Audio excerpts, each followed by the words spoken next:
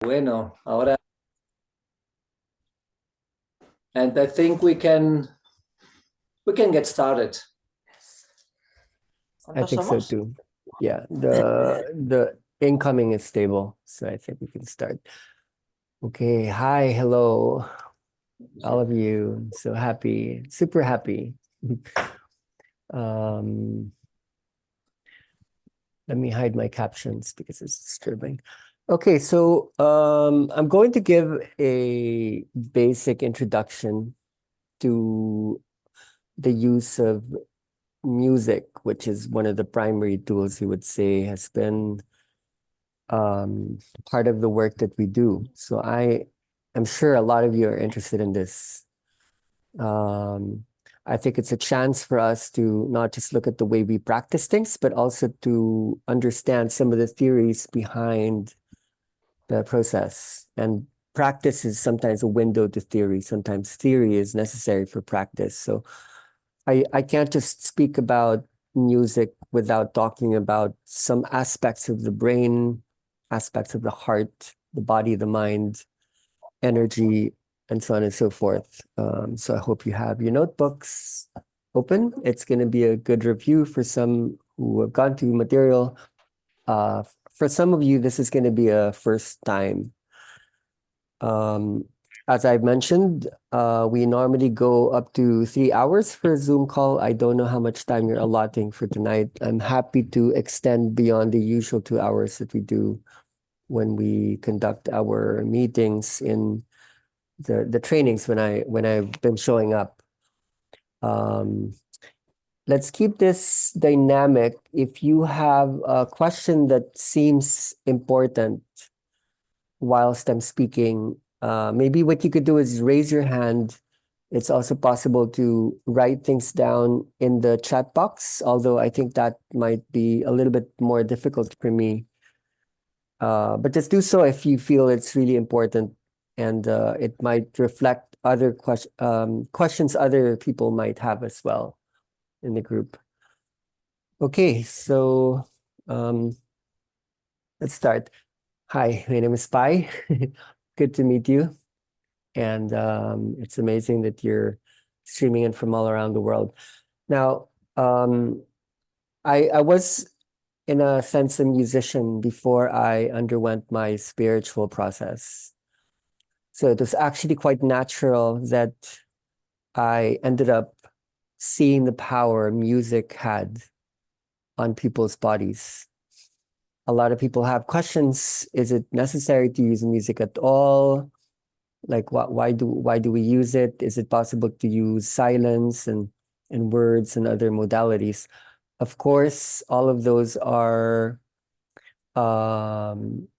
like these are important questions, and of course we can do it in silence. Of course we can use other modalities. Music for me was the way to scale the energy in a way that it could spread farther. At the same time, it was also a way to sustain a process through multiple stages and dimensions through a longer period of time.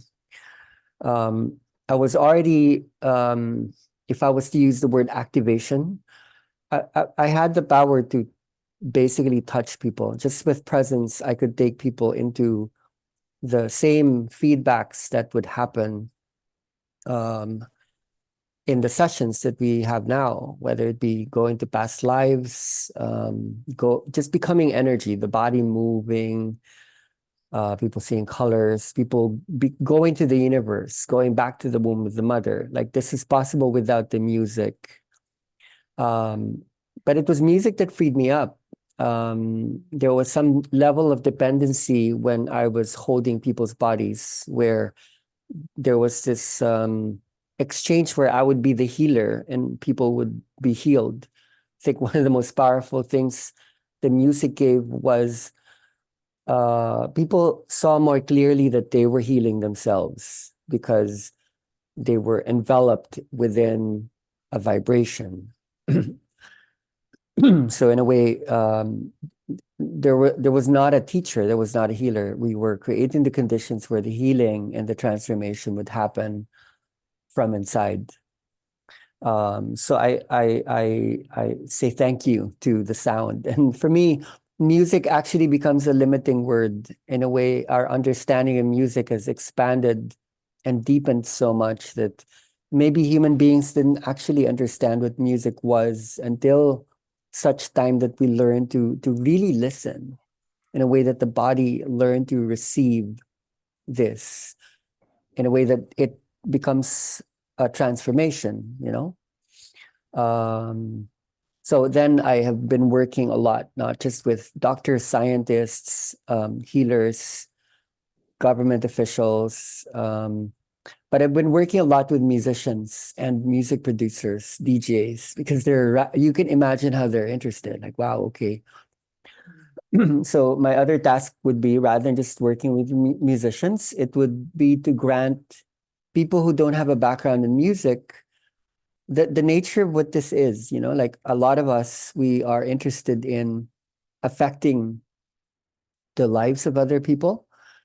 And in many ways, like a lot of healers are now becoming DJs. They're becoming, in a way, music um, proficient in a way. And it's become more and more relevant in the work.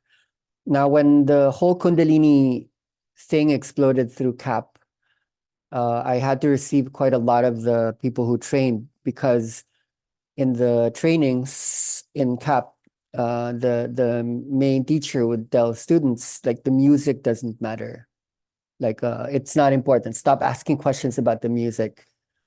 Um, I don't agree with that primarily because for me, music could become a powerful thing. And in a way, the music will give people power, not just the participants. It actually empowers facilitators. Sometimes in a balanced way, sometimes it could be too much power. And without understanding the kind of power we wield, that power can either be used or it could be abused. And we have been seeing all manners and ways the energy has been used by all kinds of people. Um, Beyond that, when an understanding of what is happening comes, then music can give us a structure. In a way, it's structureless. It will help you to understand what is the structure of the brain, of the body, of the mind, of language, because music mirrors the invisible structures that normally you need, like an X-ray or an fMRI or an EEG or psychiatrist or psychologist to tell you, okay, here's the mirror and here's what's happening inside. Music helps to create a mirror. And even without you understanding a theory in music or a theory of the brain, a lot of you would probably agree that music helps you to feel into some kind of structure. Um, if musically, there's something there that's partly mathematical, partly psychological, partly neurological. Um, so I am actually seeing a lot of scientists, either within medicine or whatnot. A lot of scientists are looking at music now as something that might have been overlooked before. So it's going to be an equal journey where I think in spirituality, music is coming in quite huge, and inner dance had helped to bring that to bear. A lot of yoga teachers, a lot of breathwork practitioners, so many modalities are using music, and inner dance is one of the modalities in the world starting 17 years ago that actually offered up this possibility that there are these waves, there are these journey states that people can go through. Um, okay, so I'm gonna go into my screen now, and I'm going to be sharing quite a bit from my screen. So welcome to my laptop. Let me close this. So my laptop would be my brain for the moment. And I'm gonna be going through a whole bunch of folders here. I will be opening up some of these folders, which would comprise some of the tools that I use. Don't be overwhelmed. And took me 17 years to get to this point where I'm using all of these tools. I'm going to be opening up the tools in my iPad or iPhone as well, just to demonstrate certain things, more simple things there. Okay, so let's move to my screen.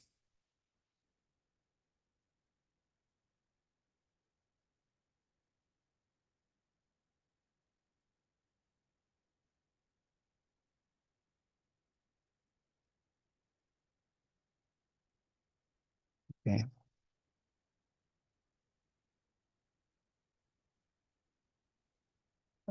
Okay, so it's just upgrading to a new version. Hope it's a better version. Oh, strange. Okay. Wait.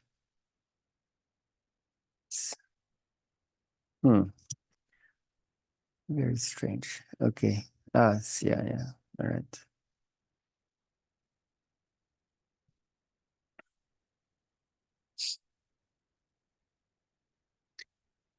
All right. I'm gonna try to look for some starting points. I have a massive an outline. Um, so firstly, oh, wait, just a moment. My pen's not working. Oh no. It's not charged. Okay, so let me give that up and let it do its thing for about 10 minutes. And then I'll go back to that. Okay, so just some basic points, maybe historically. Um, so let's talk about the intuition. Like intuitively, you know what to do. Like you know where to touch. That's what makes this practice quite powerful. Like I don't know why I'm holding a person like in this way or that way. When you start to use music, um, you don't actually need that much guidance in the beginning. You automatically know what to do. Um, the sound and the energy itself teaches you.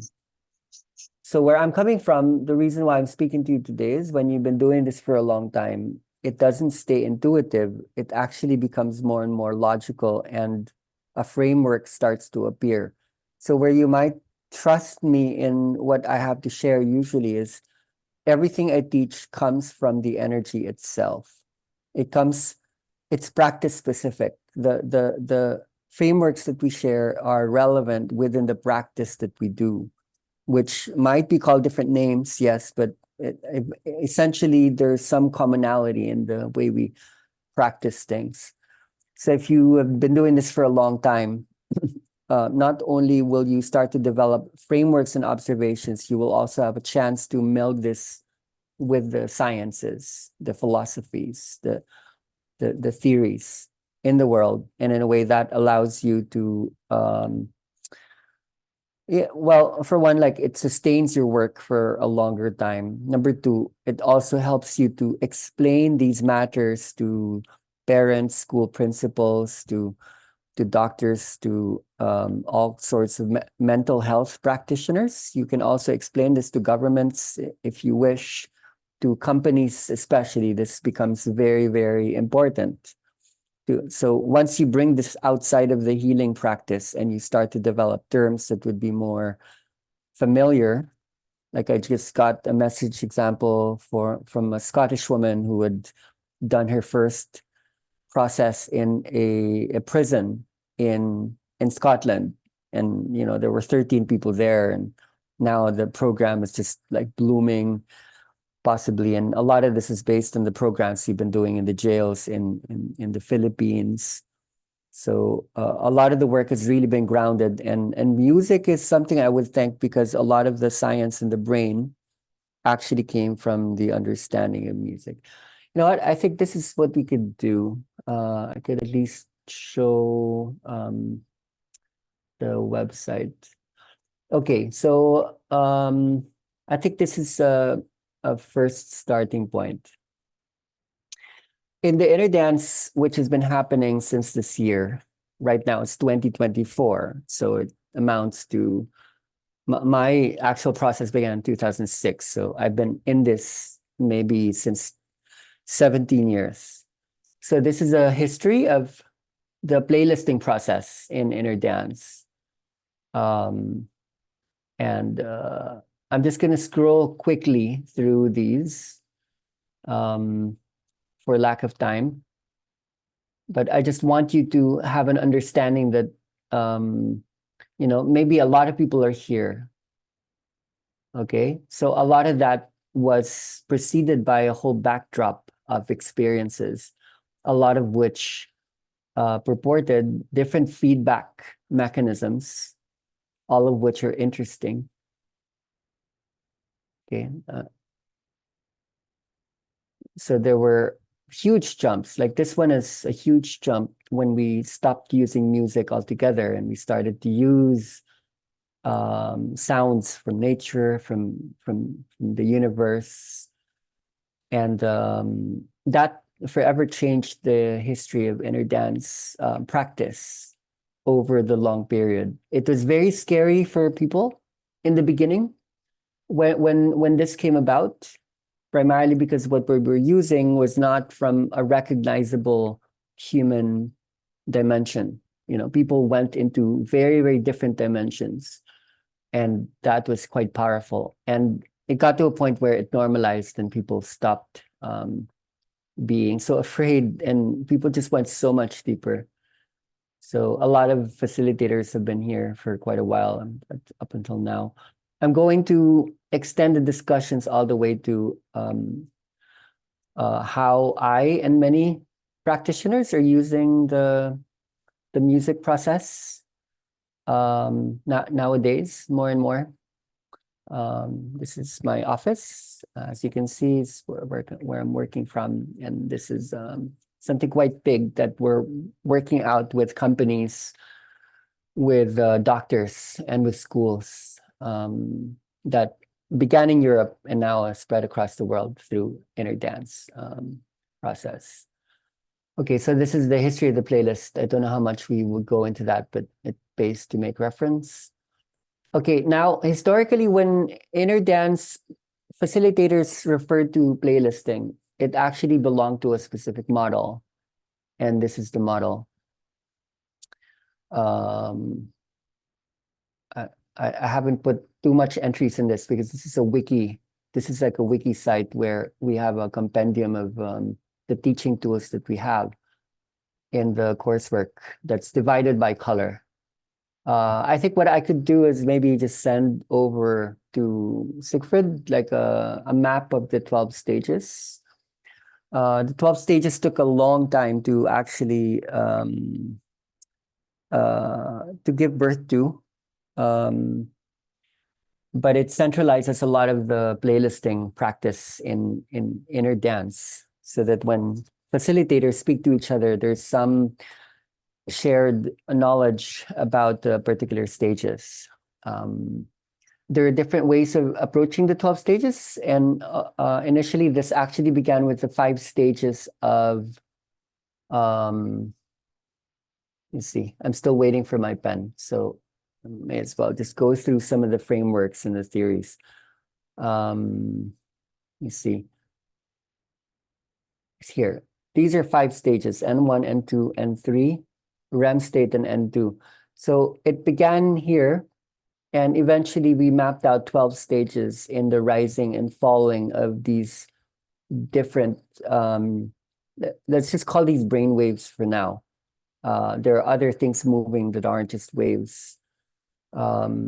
So it's very helpful in the trainings that we give to make correlations between the 12 stages of transformation and the 5 stages of sleep. Specifically, it's this one.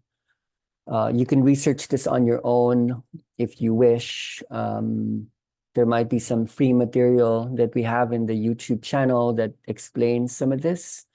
You can just feel free to look into this in the long term. All right. So let's go back to this. Okay, just a quick backdrop. If this is quite new to you, like the question is like why? Like people are using this and we're already getting these experiential feedbacks that are big enough to spread the word, like gain excitement across the world so people keep going deeper and deeper. The reason why this is important, shifting into this in particular, this and this, and also let's say this is let me see. Like I'm really interested in this particular feedback that we receive in Maya. This is the kind of setup we would have in the workshop space. And people feel like there's some kind of energy operation happening in the brain where things are moving around actually like in the brain and the body. But starting here, the big jump in moving from Spotify, which are a whole bunch of songs that are very human constructed, and then moving into music that might have been constructed by the earth, like, or in this case, by the universe. A lot of the experiences aren't very personal. It kind of breaks a lot of the loops people have regarding trauma. A loop would be the moment in which you keep thinking the same thing, feeling the same thing, going back to the same memories. Going into a different style of playlisting actually can bring you into what is beyond just what you are thinking and shifting into what is the earth thinking and feeling, and what is the what is the human species remembering, like through you. What would be surprising and shocking for some people when you move into new systems like that, the body doesn't move anymore so much. What moves would be what's inside the body. And we go into a lot more profound experiences that is usually because of a certain spreading of activation in greater parts of the brain. It's not just defined by the emotional and the let me make sure my pen is charging. Wow, that was fast. Okay, so I can move to my pen now, which I really wish to do. Okay, so this is my way of teaching, my preferred way. All right. Okay, so if you didn't attend the training on playlisting, if this wasn't brought up and you just kept doing it, there are many things that you would discover on your own. And that's quite beautiful too. Like for one, and I've given this in numerous times in the lectures that I've sat on with the Kundalini activation trainings, you would configure that something goes up and something goes down. So you would say there's a vertical movement of energy. Sometimes it goes higher, sometimes it goes lower. And depending, just a yes. moment. Are you sharing the screen or is it Yeah. still the Okay. website? So let me repeat that. Okay. Thank you for pointing it out, because when I do that automatically, like I need to restage the thing. Can you see it now? Yes, now yes. Okay, Thank you. Thank you for pointing it. Okay, so the vertical space would be the first thing that's discoverable, right? Like something goes up and something goes down, and you can observe the changes when you perform the switch. That would either be a stimulating or excitatory experience as opposed to an inhibitory or depressant thing. Then eventually you would probably understand that there's like a horizontal movement. And that's where the playlist structure comes from. When you look at the way we formulate, like what I showed you regarding, let's say, the brain waves be here, and then something changes over time. Okay, so the basic study of this in the long term, if you were to look for the theories that explains the vertical and the horizontal, would be the autonomic nervous system brings some understanding to the verticality of the structure. The horizontal would be more the circadian rhythms. Okay, they're actually the same conversation, primarily as the circadian rhythms organizes the autonomic nervous system through time. Okay, whereas the autonomic nervous system are two simultaneous systems that are ongoing at the same time. All right. So I don't want to go too deep into theory because this is a practice call. So I just wanted to bring that up. Okay, so I think if we were to map out the different factors that you would study on why that music, why that particular song, why that particular vibration. One way to maybe just make a distinction between the stimulatory and the inhibitory, which should be that which is more active and that which is more passive, like less active.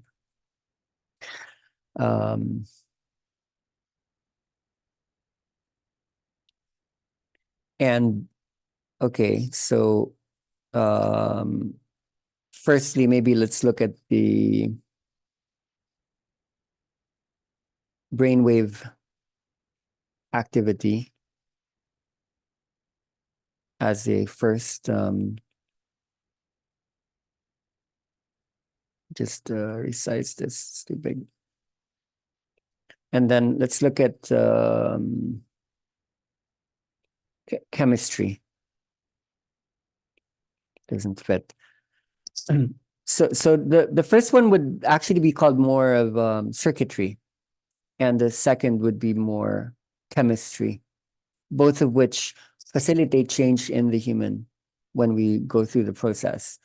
So stimulatory brain waves could be like a beta, gamma. It could be low beta, high beta, or low or high gamma.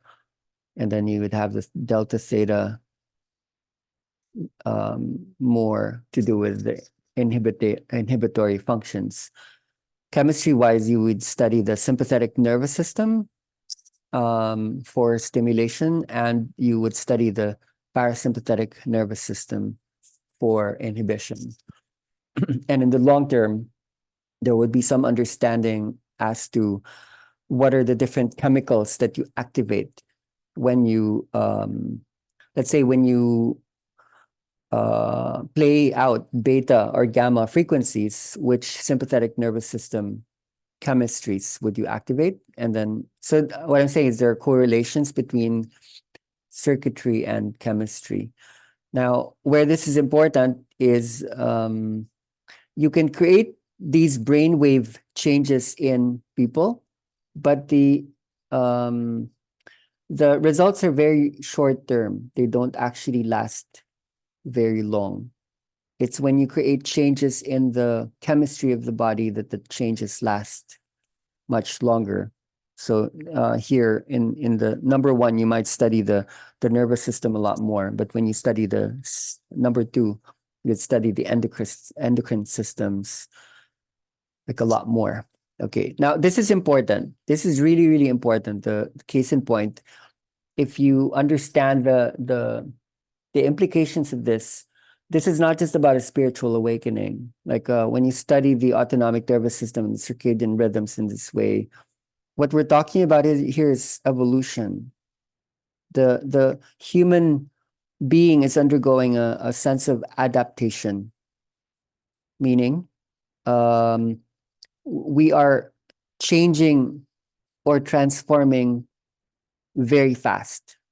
The human being is transforming. It's in a process or journey of transformation that is happening almost overnight.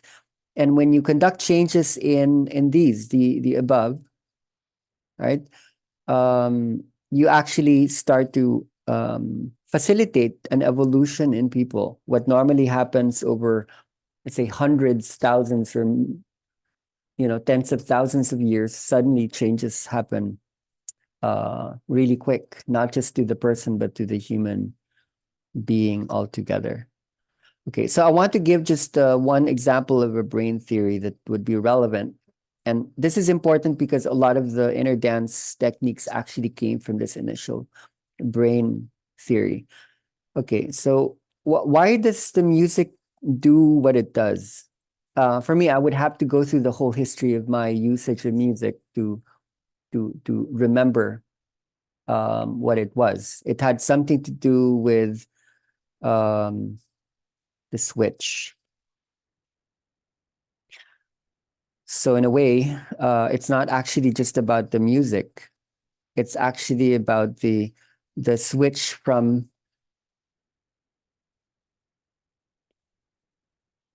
one music to another music, especially when there are variations in the music. The more difference there is in the types of music, whether it be differences in, let's say, genre, there could be a switch over in terms of tempo, which is the rhythm, the speed. There would be a change in terms of the texture. Texture is the quality of music, and there would be a shift in tonality. Now, it's up to you how you want to look at this. There are correlations between all these in terms of brain, breath, and blood. Okay? So from heart rate or cardiac output, it could, this is the brain if you had the brain stem attached to it, and then this is the lungs. All of these are correlated to each other. You conduct changes in the blood, then you conduct changes in the way you're breathing as your lungs or respiratory system handles your cardiovascular system. And a lot of that would trigger mechanisms in your brain. So these are properties of music. These are properties of biology. And you conduct changes in these, you would conduct changes in these. It's very simple to think about. So initially, that was the first realization in the inner dance playlisting process. So I want to use the word bypass because this is one of the first things that we're conducting. We're bypassing something, actually like four normal human functions, or let's say functions of consciousness that then goes into another type of function, which is what we call inner dance, which some people call the Kundalini rising experience.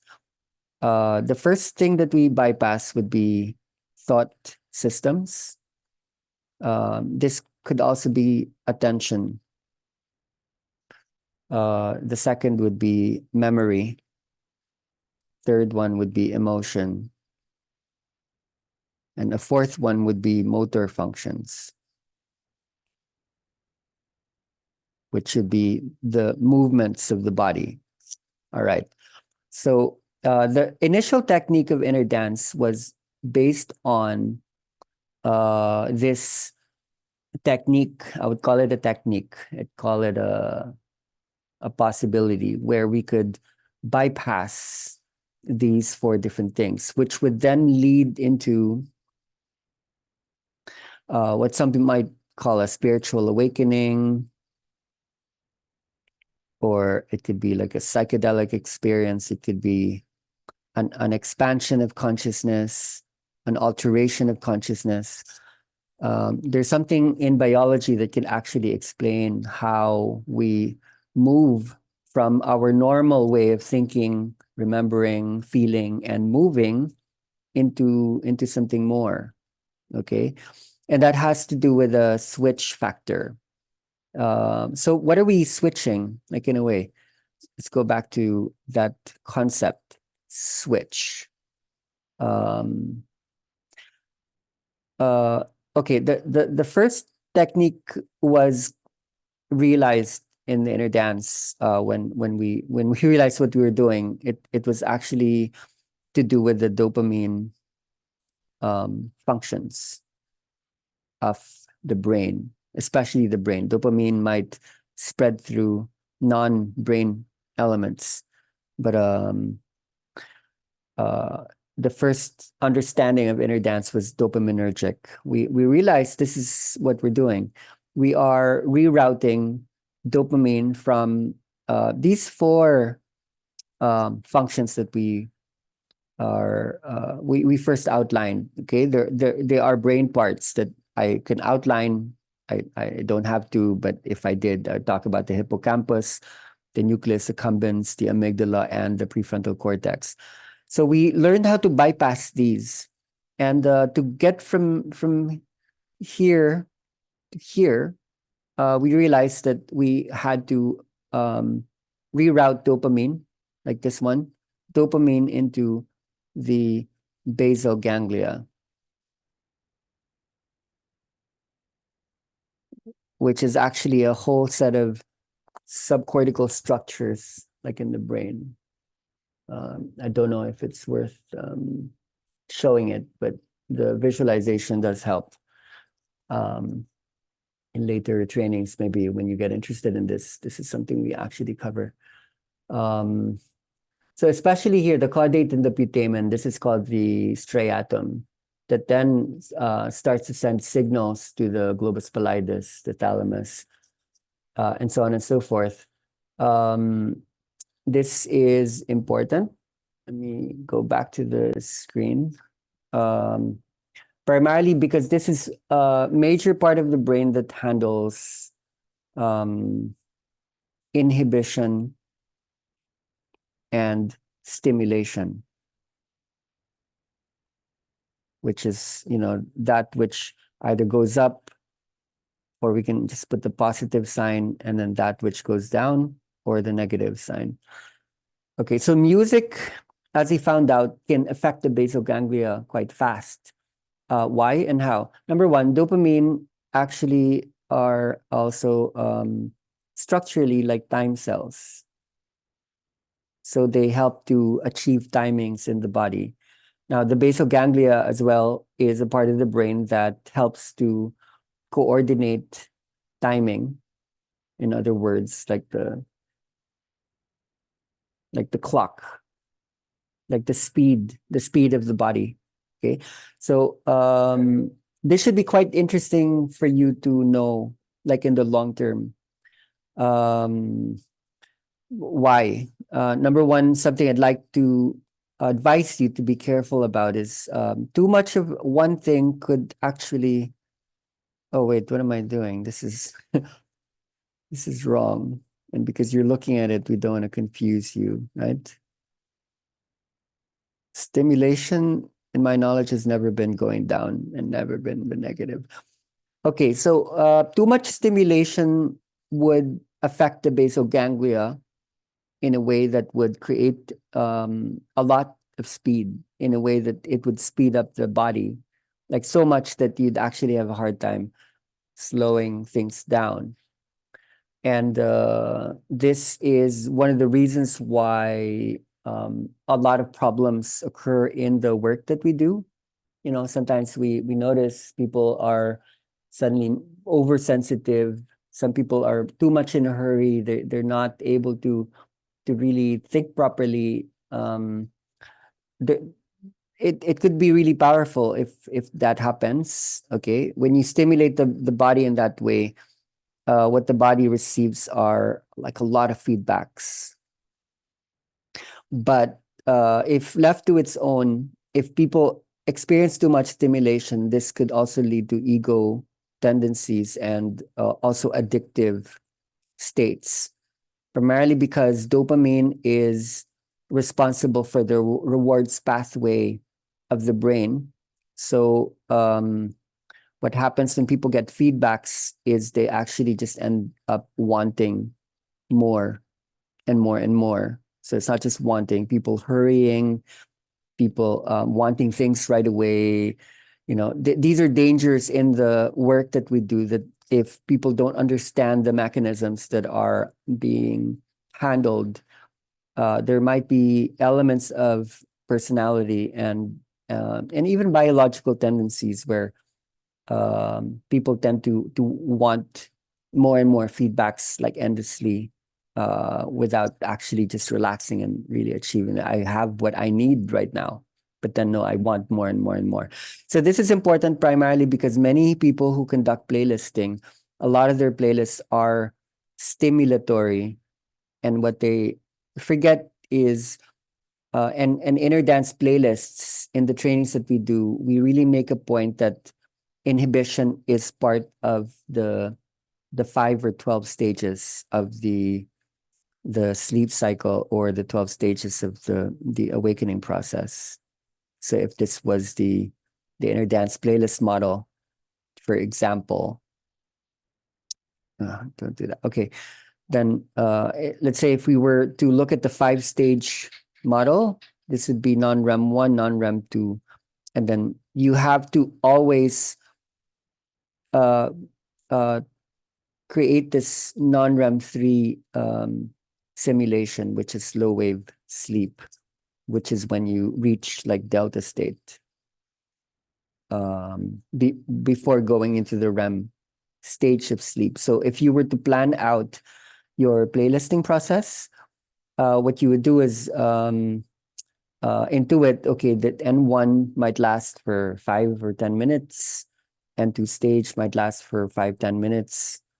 And if if you feel ready, then you actually need to drop the energy. In the 12-stage playlist model, this would be called the disintegration, which often happens after stages of purgation or release. Okay, so going back to this, yeah, without doing that, if playlist model just then configures, I want people to go high, like really, really high.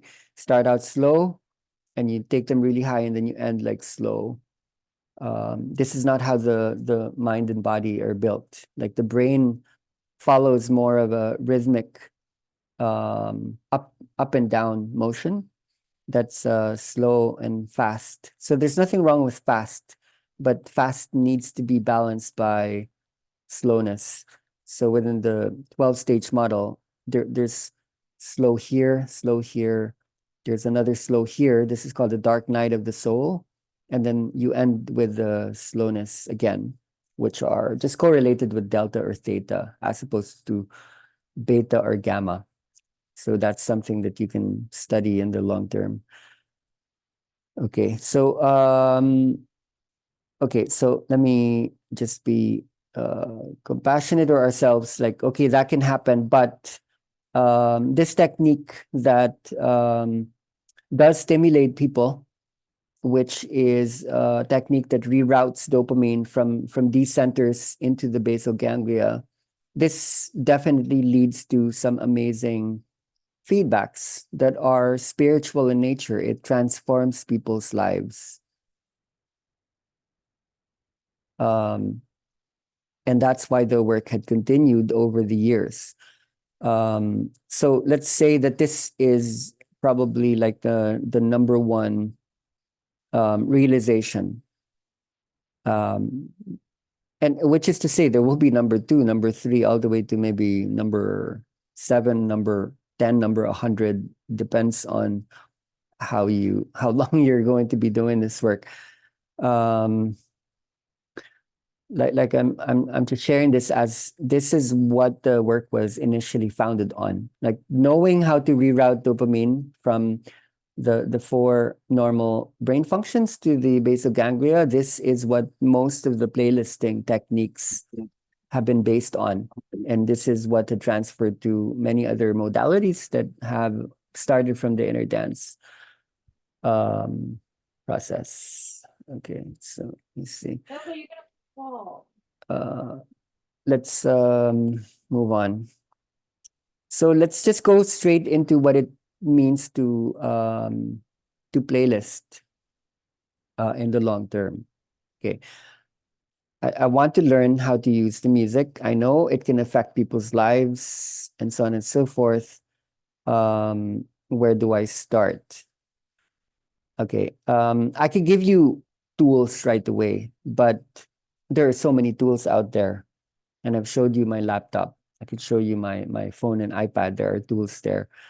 The actual starting point would be more preparatory in nature. What you need to start out with is actually like a library. If you don't manage a library in the beginning, go straight into tools, you will have a hard time not getting lost along the way. Primarily because when you start using the tools, these tools will expand and evolve. They will become larger because the moment you learn to handle these, you're training your brain, your mind, your body, your spirit, and there will be a growth process there. Okay, so you don't actually train your mind so much, you train your body and your brain. And later, you don't have to think about it. These tools will be an extension of you. Okay, so what is a library? As I well know, a lot of people are working with the Spotify library. All well and good if you're using Spotify and you're hopping from song to song. That's up to you. That's your choice. That could already be quite amazing for a lot of people. As I spoke to you, the feedback mechanisms in using human-related songs can bring about very personal processes. When you go beyond that and you get interested in what is beyond just the memories people are having, the usual motoric functions, the usual wanting, desiring, then that's when you're moving on. So your library system needs to be a little bit more complex than just relying on the Spotify library. Okay, so let me turn to my laptop now. Let's go into a library building process, just so we can understand what this could look like. Okay, let me remove this. So let's say you're starting from scratch. I don't actually have a song library in my laptop anymore. I used to. My laptop doesn't want to handle that much space. So my library would be stored where? It's usually here. This is my library. So that when I'm constructing using one of the tools, so let's say I'm shopping around, I'm looking at my tools. So let's say I could be using a DJ app, or let's say I would be using, which could be on my iPhone or iPad, or I would be using a digital audio workstation. These are my two favorite. It's Ableton Live 12 and Logic Pro. Then when I open them, I can manage the libraries through here. This is a little bit too complex. It's like a German program. It's maybe this one would be a lot more feasible. So when I have particular elements that comes from my library, which might have been organized, let's say in my folders, let's build folders together today, then I can drag and drop things from there. So it could be any MP3 file, any short or long. I can easily work with them here. And there are different values to why you would want to construct your playlist at home rather than conducting them live. It's primarily because you can make the adjustments in the comfort of your home, so that if you try to do that like live in the space itself, after you've been doing this for years anyway, and you know the intricacies, you're not needing to hold bodies anymore. Bodies are moving on their own, and you don't even care so much about that because it doesn't matter if the body moves or not. When you value the vibration itself and you're not working with the dependency that people need you to heal them as a healer, when that illusion is gone, then you get interested in the vibration in the room. So then you would manipulate not people's bodies, you would manipulate vibration, which would then lead to changes in brain, body, spirit states inside people. So this is an example of one of the programs that I use. This is Logic Pro. Let me make sure the sound is sharing. Yeah, the sound should be good.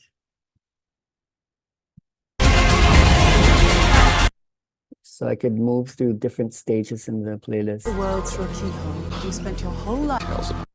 Okay, so all of these I really just dragged and dropped from my library. So let's start with the library. Let's say, okay, I want to like look for something like dolphin sounds or something.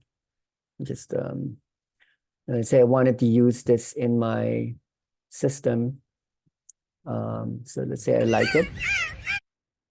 One of the first things that I would need is to be able to transport this into my laptop so that I could work with it. So one of the first things that we share with people is you could have all these tools. These are tools to work with at home. These are tools that you can use live. And then but to gain access to these bits and pieces of stuff, then you need to have a kind of downloader to borrow this from YouTube. And so what I would do is I just paste that link, and now I have access to it. Now it's downloading, and now it's a dolphin sound. So I can add that here. Let's say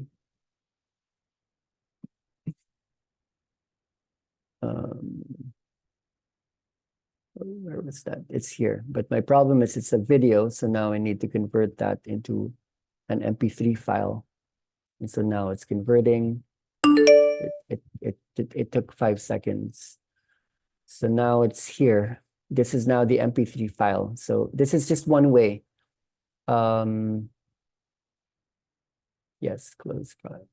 Then I can just drop it here. Now I have the dolphin sounds right there automatically. So I could build a whole construct right then and there just through my imagination. You can see how this is intuitive. Like as I feel into my body and into the intuitions, the intentions of what I would like to hold, like many facilitators in the world, they work with themes. They don't just show up and, okay, whatever's going to happen is going to happen. Sometimes they would like to work on the theme of trust or going back to the earth, going to the cosmos. So when you receive these intuitions, then what you're working with are possible extensions for your intuition to express itself. Like, wait, where's my cursor? To express itself in a creative way. So let's say you wanted to add to that, then okay, so maybe I want this one or that one, and then I could just keep adding and adding and adding, and I can construct a whole journey process here. Like, let's say I want people to go back to the womb. I want to bring people into a childhood memory, or I'd like them to remember the dinosaurs and the early humans. That's like a starting point. So like I've worked with a lot of facilitators over the years, and the thing is, when you start to collect these bits and pieces, I think they're here. Okay, say it's here. The problem is that you will get lost when you start to accumulate like a lot. So one of the first things that you need to do is you need to categorize your library. So let's say sounds from Earth. Maybe that's a category I would have made up where, and Earth unto itself could still have what do you call this? Like a superordinate category, which should be just sounds or sound effects, like I could have within like this folder. This is what my folder used to look like. Alien sounds, for example. And here I might have a folder that's just a collection of like spaceship sounds, which used to be quite common in my creations. And I might have something like aliens talking to each other. There's so many interesting talking aliens like on YouTube that I would normally find, and I would just drag and drop them like here. So that's how I would come up with something like this. So I would really just make this a main feature of my workspace. And let me see, a main folder. I would need like a master folder initially. Let's call it playlisting. So, oh, it already exists. Let's say general would be music. So I'd put that there. And then I would just put this here so that every time I'm working, and I have so many screens up, I could easily just open that, and I know where to take things, and then I can drag and drop them here as I'm working. There are so many programs that are useful in terms of this drag and drop possibility. Like one example would be the DJ app. So the DJ app is something very usable for many space holders globally. And this could be useful either for small bits, or it could be useful for big finished playlists as well. So let's say I have a playlist called Falling Sky, then I just drag and drop things here. What I'm demonstrating to you is that creating your folders is important, and I do have my own folders here so that when I'm working with these, I know where to find the tracks. I don't get lost. So make sure that you, before you take on any of these tools, complex as it might be, exciting as it might seem, this is where you would start. It would be somewhere in your browser, that when you collect things, that you know where they are. This would help you to expand. When I started to do this work, the gadgets that we had access to were actually quite simple, maybe even primitive compared to what we have now. And I think sharing this part of the website would be relevant or interesting. Like in the first years of Interdance, maybe from 2009 all the way to 2016, everyone in the world actually used the same songs.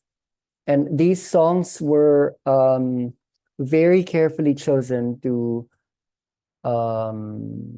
activate certain aspects of the 12 stages of transformation. So even when people started to change the name Interdance to Cap and other names, a lot of the first songs actually were transported to those practices until such time people started to just look for their own music. Well, I think right now a lot of people are still sharing certain music that works right now, that are situational. But yeah, when you start to collect the different songs into your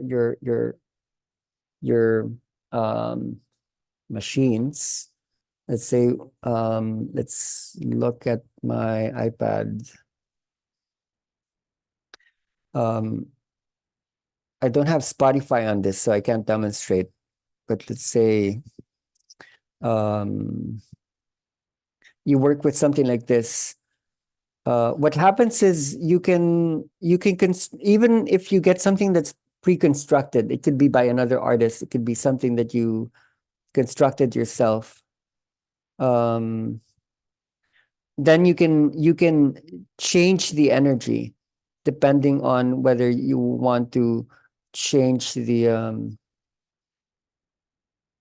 this is not acting properly, but yeah, there are many settings here where you can change the speed. And when you change the speed, you're actually changing the heartbeat.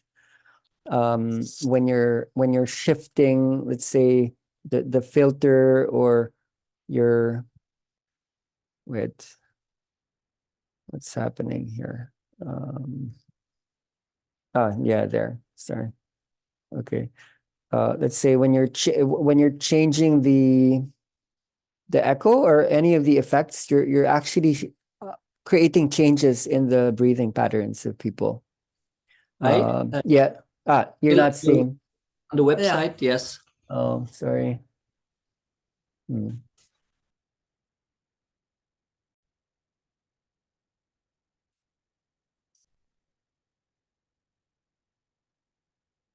What screen would you like to show on? Yeah, this one.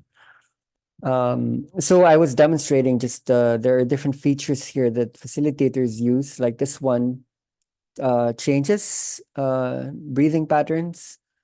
This one changes the heartbeat because this is the speed of the rhythm or the tempo. Yeah, so meaning if you were just to work with Spotify, once you put on a song, you don't actually have that much capacity to create the changes. The changes are taking place based on what the artist wanted. And a lot of music in the human term is very stabilizing. It doesn't create some of the changes that are specific to the work that we do. So the main technique that facilitators had learned initially is to just look for songs and then switch between songs so that you can construct the changes in the in-between state, like between the songs. But when people start to work with the tools, what we realize is you don't need to wait for the song to switch energies. You're not dependent on what the artist intended. You become a co-author of the work in a way that when you are able to slow down the tempo, change the texture, shift the tonality, the experience can change with with your own channeling what's happening in the space, so that when you're feeling that, oh, okay, I needed to drop in, I needed to slow down, but I already pressed play and it seems like something else is needed altogether. You don't have to panic and or be stuck in that space where you're just working on one person and you can see the whole room needs another vibration. All you have to do is toggle a simple set of it could be knobs, it could be sliders, and the whole room will adapt to what you're feeling, which is actually the whole room itself. So there's like a circular feedback mechanism between the one holding the space and the space itself, which begins to hold the space holder, him or herself.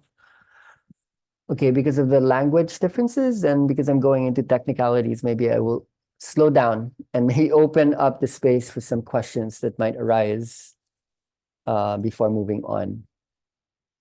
And I can see there's so much in the chat box. Okay, so does anyone have a basic question or an advanced question at this point?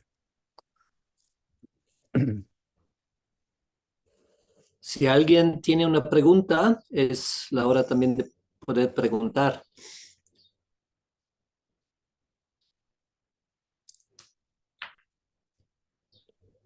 Can I question? Can I, or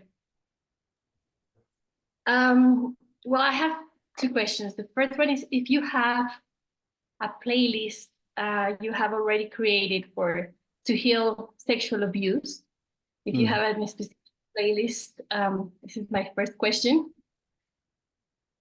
Yes, we do have a whole bunch of playlists that are created by people from all around the world that have specific functions. Some are for teenagers, some are for cancer, some are for children. So within those library, there would be something for sexual trauma. And how can I access? How can I have access to that? Or there has to be greater exchanges between the inner dance community and the Kundalini activation community for you to, because I would have to even ask them. So I don't have all the playlist models out there myself. But we do have some shared libraries, but some of those are still getting organized. But yeah, just the basic answer is there are many playlists that are now emerging that are designed for particular situations. You had other Okay. questions? And the second question I had is, I have experienced myself the power of music and breathing.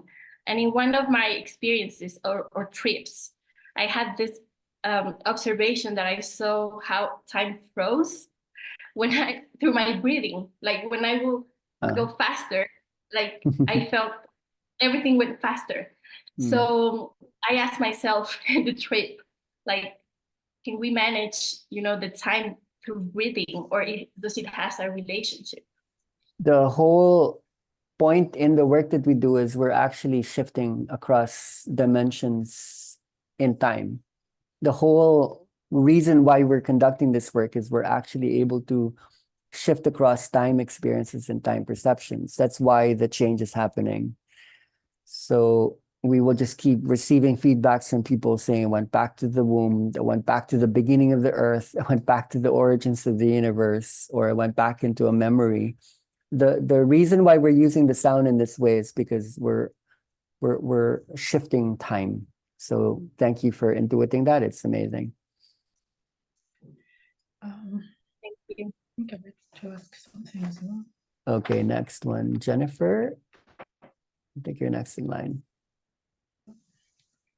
I have a question. I've had a stroke recently, so I apologize for my language.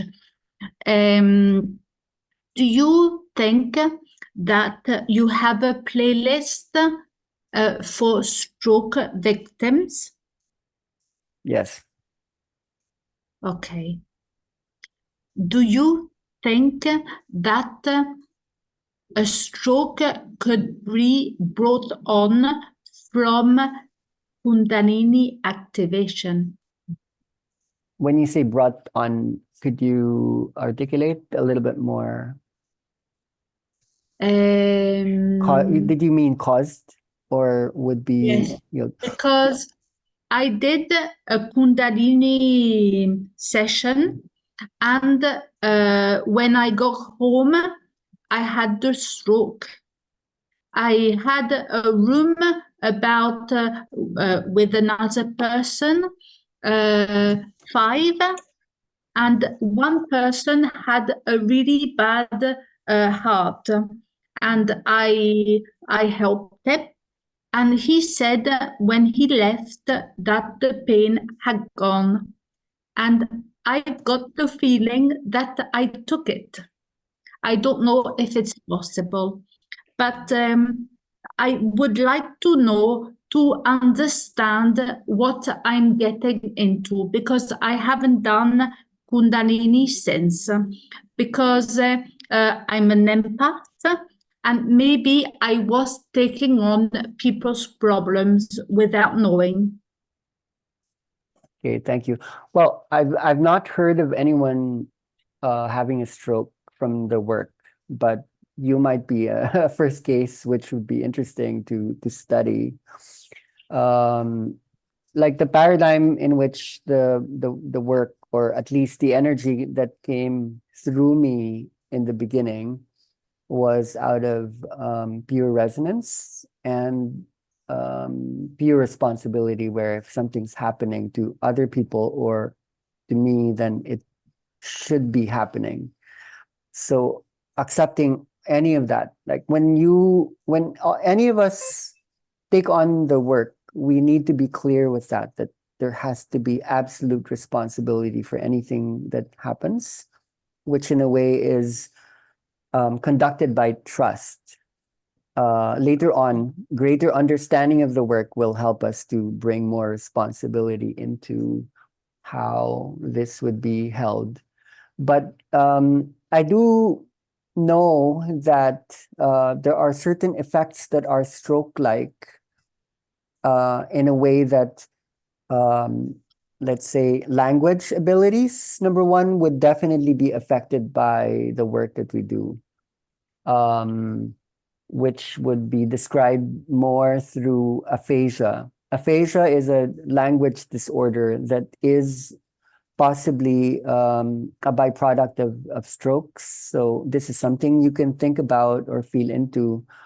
And yes, it is because of conducting so much electricity passing through either the hemispheres, between the hemispheres of the brain, or the different brain regions, which are cortical or subcortical. And when you it's like an epilepsy, basically. When you conduct firing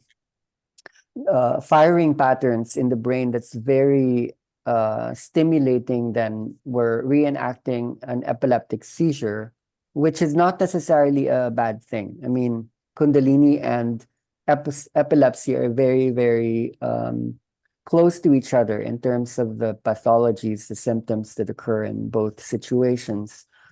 So when that happens in the brain, then there are positive things that can occur, which is, number one, deep change can happen through the losing of one's language.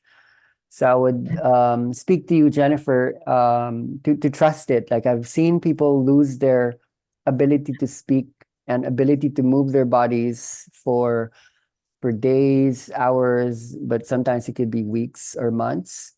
And often it's in those people, when these things happen, that actually the greatest change occurs. In a way, it makes you, it's like losing control, which is a little bit scary, but it's also like becoming a child. Like, I and, agree. I you know, lost my voice for 4 months, and it was strange. I speak 3 languages. I relearned little by little. I still can't move my hand or leg. I feel like a child. And what you say is right. I feel that a change is happening, but I don't have control over it. yeah, I mean, we do have basic explanations about this already in the inner dance. It's to do with the Broca's and Wernicke's area, which are the language centers of the brain. It happens when there's so much electricity passing. Let me just visualize this. When there's just so much electricity passing through the corpus callosum, when Yes. people talk about the Kundalini activation, it's also scientifically explained as electricity surging through the corpus callosum. And usually when people have sudden surges, then an epileptic seizure occurs. And when you look at people's bodies in the inner dance or this Kundalini thing, it looks like a seizure. But basically, it starts to affect different parts of the cortex and the subcortical regions. The corpus callosum would be the mediator between the left and the right, right? So this is the part that gets affected when We people. can't see your screen. I don't know if you're sharing something, but we can't see it. Sorry. Okay. Now it's there. Okay, sorry. Thank you. So I was describing the nerve tracts. This is the corpus callosum. And when people say Kundalini, what they're describing is when electricity or energy starts to send firing patterns, which are action potentials across these different brain regions. And this is one of the first things that gets affected when there's so much electricity passing through. The Broca's area handles language production, but it's very close to the motor cortex, which should be somewhere here. And a lot of different control elements in the brain. So that's why a stroke-like process occurs in the work that we do. So I would be honest, and I would be also like positive about it. This is oh, wait, someone needs to be muted. Let me do it here. So I hope that that helps. Gracias por todo. Thank you very much. It does help. You're welcome. Okay, let's take in a few more questions. We're veering away from playlisting, which is okay, I guess, if people need these answered, but let's keep on topic if we can. I think Kadia is the next. Kadia, Tiana. Let's move to you. Hi, everyone. For me, my question would be, for somebody suffering from depression, for example, if I'm preparing a playlist for, can you hear me? Sorry. Yes. If I'm preparing a playlist for example, a group of people suffering from depression, so would I start with some like theta wave, something very slow, and then put some delta wave there and gamma wave, and then things like that? I mean,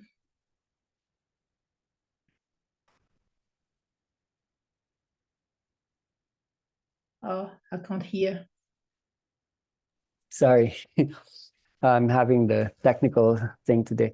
For depression, what you would need would be something stable, like something grounded. And for that, you would need a steady rhythm. So I would say in the beginning, you would start slow, but you would raise the tempo up eventually in a way that would not be too much. Like gamma might even be too high. It would be more or less, let's say a BPM that's steady at, let's say, 80 beats per minute, 90 beats per minute, if you were like toggling already the functions on the app. But my advice to you is, if you're handling people with depression, you still would want to go high and low, because let's bring up another topic that's not related to depression. So let's say you're handling addiction to drugs. A lot of people would ask, okay, what do I do with that? First off, you need to approach it structurally. There are different types of addictions. There would be addictions to stimulants, to depressants.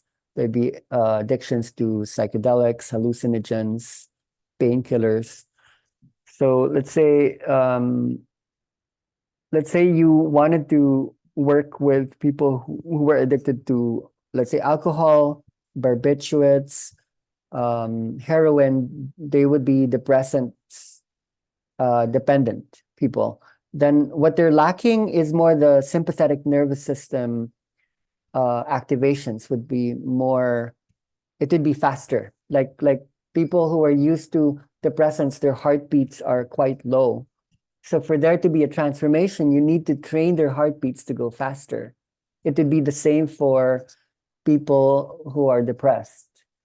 But in order to get there, the reason why they are depressed is they're holding on to something. It could be an emotion, a memory, or a tension. So it would be paradoxical. You need to bring up the energy a little bit, but you need to bring it down to let them get in touch with something they're used to. And then when they are in touch with their depression, which could be through an emotion, it could be a sadness that they hadn't touched upon, it could be grieving, it could be guilt, shame. Then once you hit that emotion, if you do, let's say what you're doing is you're letting them get in touch with their depression. Your job then would be to change or shift that feeling or emotion into something they're not familiar with. So there's always this paradox or dichotomy between fear and courage, forgiveness and anger. So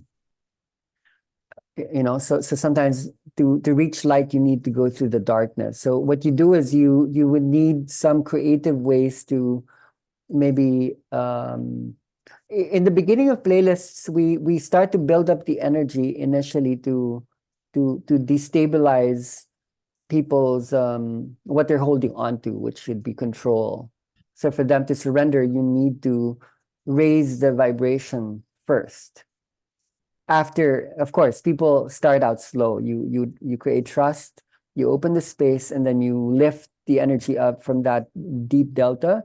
You raise it to theta, alpha, and then let's say you dare to bring it up to beta, but you drop it once again. They will actually be able to feel the delta because you took them higher, if you know what I mean. There's this contrast. in the work that we do, that the more you create the variation or diversification of energies, the more there's a space in between. So it's either you drop it abruptly, like fast, or you drop it slow. The emotions will start to show up when you go lower. But you don't want them to get stuck there. You don't want to hold them in their depressed state. The whole reason why you're holding it is that they can experience joy, which is the opposite of depression. And in that way, it's actually like a heartbeat. It's also a brain wave that they're not used to. So that's where you raise it up in a way that might let them get in touch with what was it like to be a child, to be vibrant, to be strong. Does this make sense to you? Yeah, absolutely. Yeah. Thank you very much. You're welcome. Okay, Maya, is it? It's Johannes, actually. Okay. Hi. I have a question. I'm a musician and I would like to do music for inner dance sessions. So my question is there a document where I can find the brainwave frequencies and the tempos that I can use over time? Okay. Thank you, Yanis. So if you're asking for like a one-to-one correspondence between brain waves and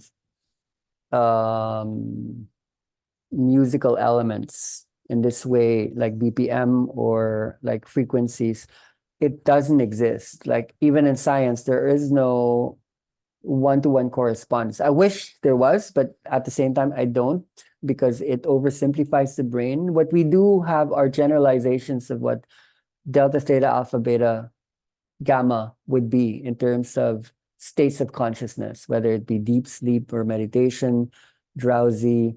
Alpha state we know to be a kind of daydreamy state. Beta would be focus, that's low beta, and high beta would be stress. Gamma would be like hyper or like more the spiritual like vibration that we're used to.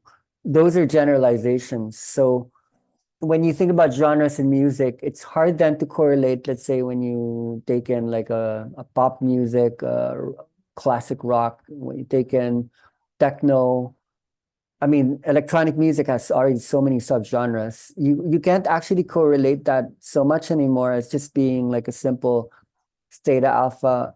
So what facilitators do is they make their own systems based on how they would like to interpret basic categories and then put subcategories in between. The reason why there are no strict correlations or correspondences between brain waves and musical forms is that, and I've already spoken this, the actual change happens not because of the music per se. It's actually the change from one music to another. I don't know if you get what I mean, but it's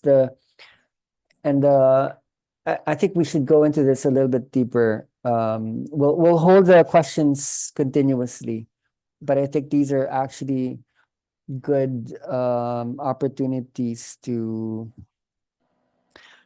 Are you guys seeing my screen? No. Yes or no? Okay, sorry. So No, good. at the It's good moment. to check. All right. So I just want to remind the Spanish or Italian speaking that they can ask the question also in their language yeah, due to the software. You can read and then it. I can Just see it. Yeah. Totally. Thank you. para la gente, podéis también preguntarle en español, porque Pai lo puede ver en inglés, si queréis después. I don't know why this is not disappearing. Right. Okay, so this is space and this is time. So I'm still going into Johannes' question in terms of music creation in the inner dance. Because I think he's asking about correlations between brain waves and possible musical elements, whether it be waveforms or tempo. Okay, so time, as we know, is sequential. It unravels one moment at a time. And then space would be a simultaneity where there are things happening all at the same time. So sequential music would be moving from one song to another. And that's how most popular musical genres are built. And then in the inner dance music, what you notice is there's like a lot of layers, so spaces where things are happening all at the same time. So we build up these layers, and then the more layers you build, that connotes that you can actually reach or activate more brain regions. So whether it be the frontal lobe, the parietal lobe, the temporal lobe, the occipital lobe, you basically spread the activation throughout the whole brain. Sequential music can create activations, but the spread could be quite limited to the frontal lobe and sometimes going into the temporal lobe. But a greater activation has to do with putting in more layers in space. So that's one of the first things that you can apply, at least in music. So it's here. It's in the arrow. Let me point to the arrow that's pointing at the points. It's in the change from one point to another that reroutes those systems, whether it be dopamine, epinephrine, serotonin, oxytocin. All of these start to intermix, and the psychedelic experience people have, what someone just called a trip, it's when, sorry, when I do that, it thinks it's erasing. That's what creates the global spread. But initially, when you change the patterns, what the change actually does is it shocks the system or surprises the brain. And that allows for the rerouting of systems that activates different brain parts that then manages all the other brain parts, most especially the hypothalamus. So this is where I'm stating that there are no correlations between the hertz level in the music and the hertz level in the brain waves. It's because it's either the way you combine Digamos, things. el Inspect Fire Extinguishers, ¿revisas que Okay, American le ponga su sello? ¿Es americano? Someone's having a conversation. Isabela, por favor, el micrófono. Isabella. Okay, it's okay. Wait, so I need to then stop share again just to make sure this would work. So here are your two basic choices then. Having known that, you can either change the energy in time. The concept there being like time means like one at a time. So it would be the movement from one song or one sound to another that creates the activation. In space, it's the energy is quite different. It would be like all at once.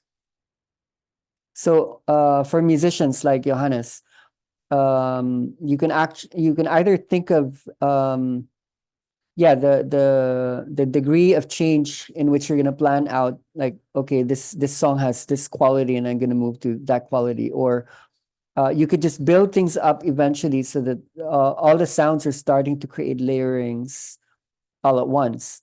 And there you would have the hertz level, delta, theta, alpha, beta, gamma, and then HOF would be high oscillating frequencies. The inner dance state would be the REM state. And that's actually when lower delta, lower theta, and gamma and HOF are activated all at the same time. Something you're shutting down would be momentarily, like beta. Beta, you cross off. Alpha you can sometimes activate, but alpha is still very close to the wake state. These two would be closer to the wake state. When you're a child, you can handle theta when you're awake, but when you grow up, theta belongs more to the deep sleep state. And then HOF and gamma would be going more into the dream realms already. So the technique is mostly like a simultaneous co-activation between high or low. And the difference here that I'm speaking is it's either you are making the switch. So let's say you start out slow and then you go fast, and then you go slow and then you go fast. Or sometimes people would just go slow, fast, fast, slow somewhere, and then fast, slow, and so on and so forth. You interchange, even the tempo would create so much process. But here in the all at once, if this is like slow, right? And this is like super fast, all the way up here, what you're doing is you're managing them both at the same time. And so you would look for apps, you would look for programs that allow you to hold slow vibrations and fast vibrations simultaneously. That's as far as we are at, even with the doctors and scientists, Johannes. I don't know if that makes sense to you. Thank you. Great. Okay, let's take in Shanti Rupa. Such a lovely name.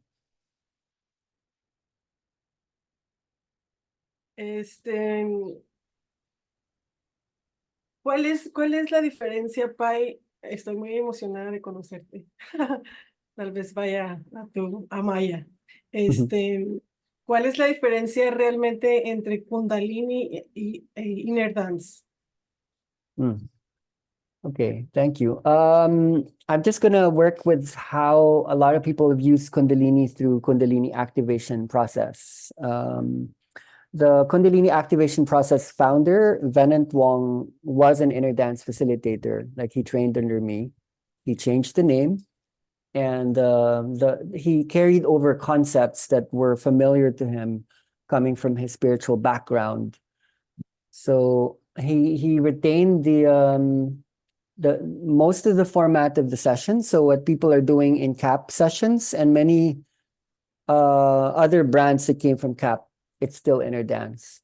It's just that what they're conducting would be how we used to conduct the sessions before we started to research more about bringing people into balance. So a lot of people in the Kundalini activation realms, it's fresh, it's excited. Inner dance, Kundalini activation process started in 2018. So it's been around for what, 5 years, 6 years?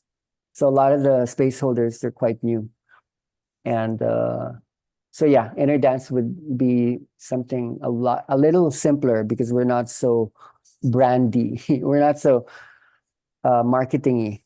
So it would be, Yeah, I know. it's something that's been there for a while, but there is no actual difference when you think of it in this way. It's the Sí. same thing.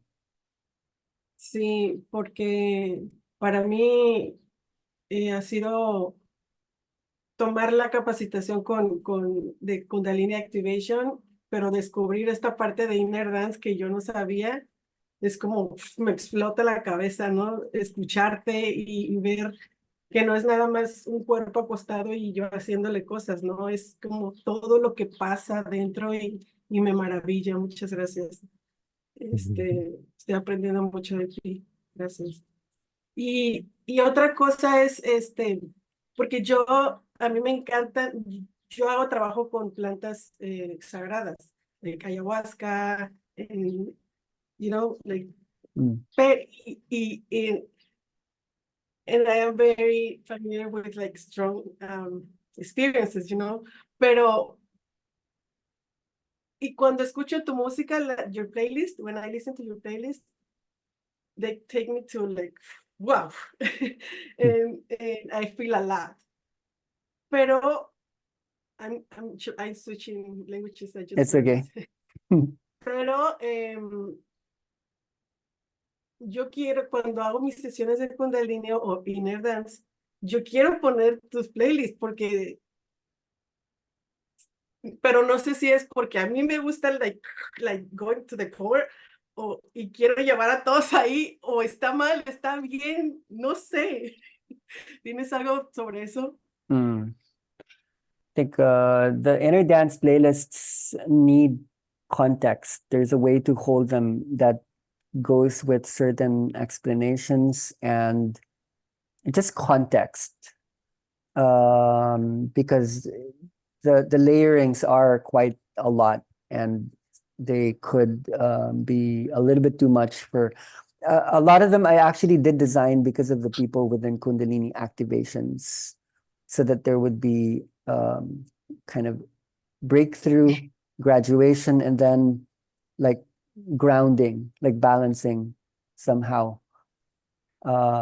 Especially because these were mostly created during the pandemic, right at the time when Kundalini activations were about to explode, especially within the CAP experience. So I wanted to support people. I also wanted to insert a lot of the histories within the inner dance playlisting so that people could go more into either the earth and the cosmic, that wasn't just going to be the personal, like the loop. You wanted to help people break from the loops. Ok, sí, porque voy a confesarlo. Ay, me van a regañar. ¿Cómo se llama? En una sesión puse un poco, como unos 15 minutos de una playlist tuya, ¿no? Entonces, cuando abrieron los ojos, dice una chica, o sea, me vi 5 vidas, fui un animal diferente en cada vida y hay algo en Perú, en el Machu Picchu, para mí, yo tengo que ir ahí. Entonces fue como, ay, lo que dice Pai, ¿no? Entonces me encantó.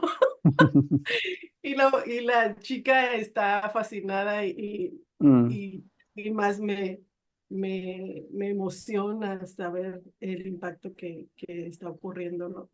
Pero sí, entonces voy a jugar como me han recomendado, 3 sesiones con música normal de Spotify y luego meter tu playlist. Y ya la última, porque hay muchas manos levantadas, pero tengo una persona que tiene autismo. ¿Cómo me recomiendas que llevaría una playlist para esto? Yeah, we have quite a lot for children with these mental programs that need special cases. I'll probably just send a few recommendations to Siegfried. Okay. Some really amazing things that people have been constructing with. Okay, so there's a line of questions. I'm wondering maybe we should just go back to the lecture first before we go into the questions. So keep your questions there, because they're important and they're amazing. I do still want to give an introductory backdrop on what playlisting is about. So let me move to my phone now, and I'll go back to the questions right after this. I'm sorry. Okay. I'm not sharing the screen. I have my phone out already. So when I do a lot of sessions, I don't actually bring my laptop. What I have is just my phone. Okay, so it's taking a while.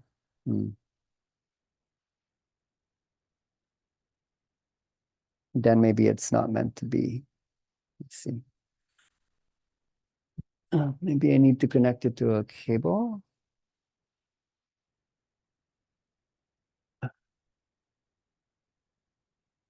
Okay, let's try again.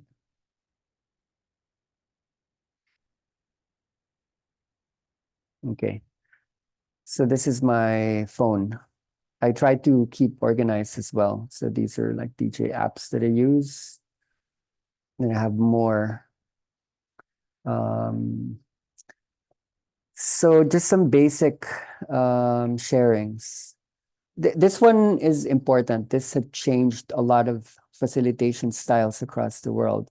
I'm just going to be careful with this because we have been talking to the owner of this app, the creator. He's a Belgian person, and he's quite concerned that people might use this out in public. This was actually not designed to be used in the kind of work that we do, but he's open to allowing inner dance facilitators to be the ones to be certified to use it.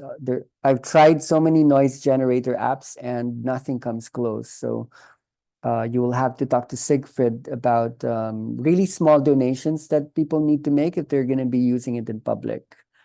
Because of the amount of time and money that have been put into the technology, he's wanting to help people with sicknesses, but this is not meant for people who are going to be charging money for sessions. He finds it very unfair.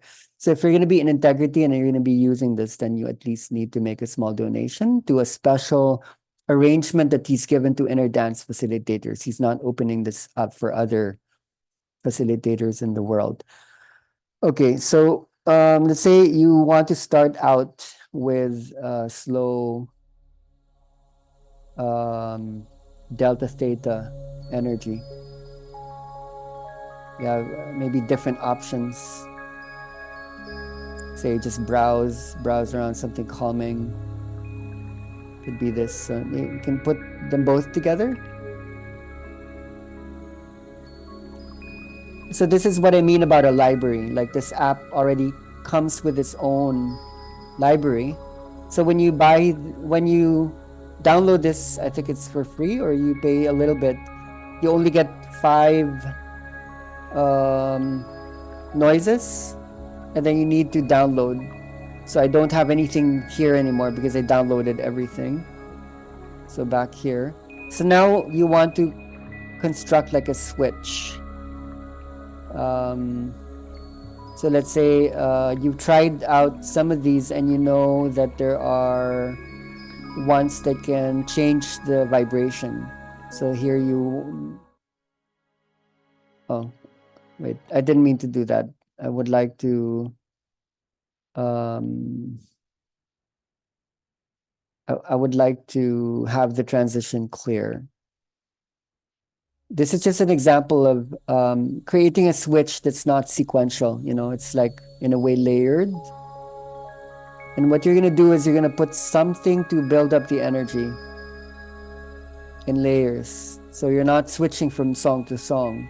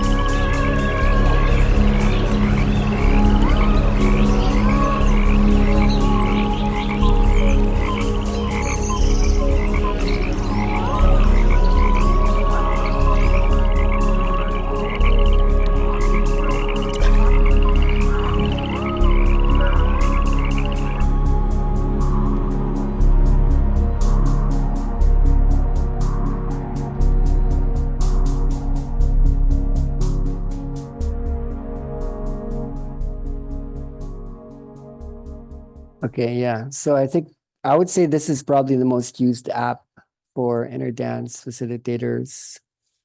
Aside from this, okay, how this works. The thing is, I've lost some of my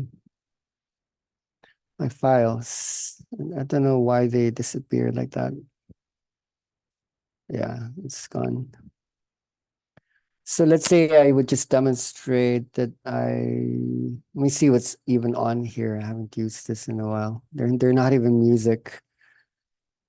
So I can't even, yeah, I can't use this one.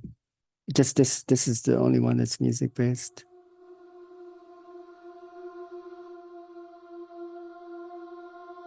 I could put on rest and digest.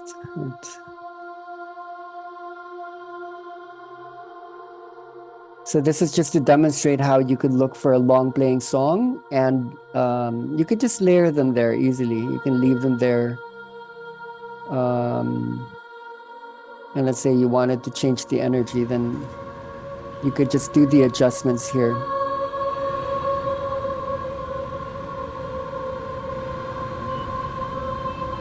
All right, so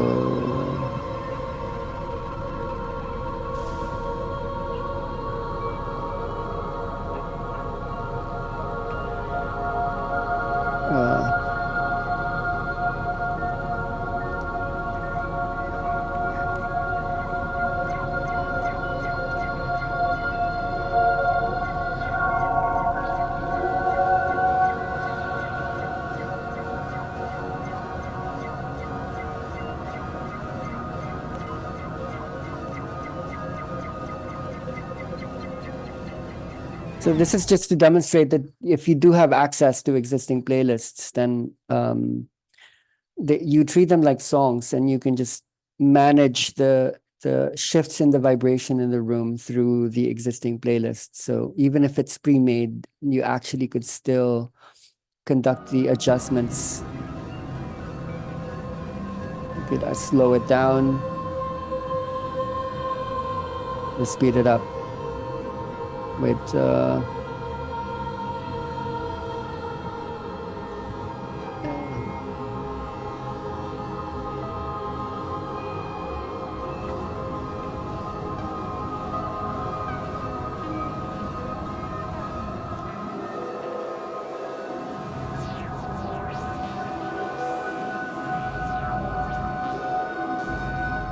it's not a good example. It's not something I usually would do.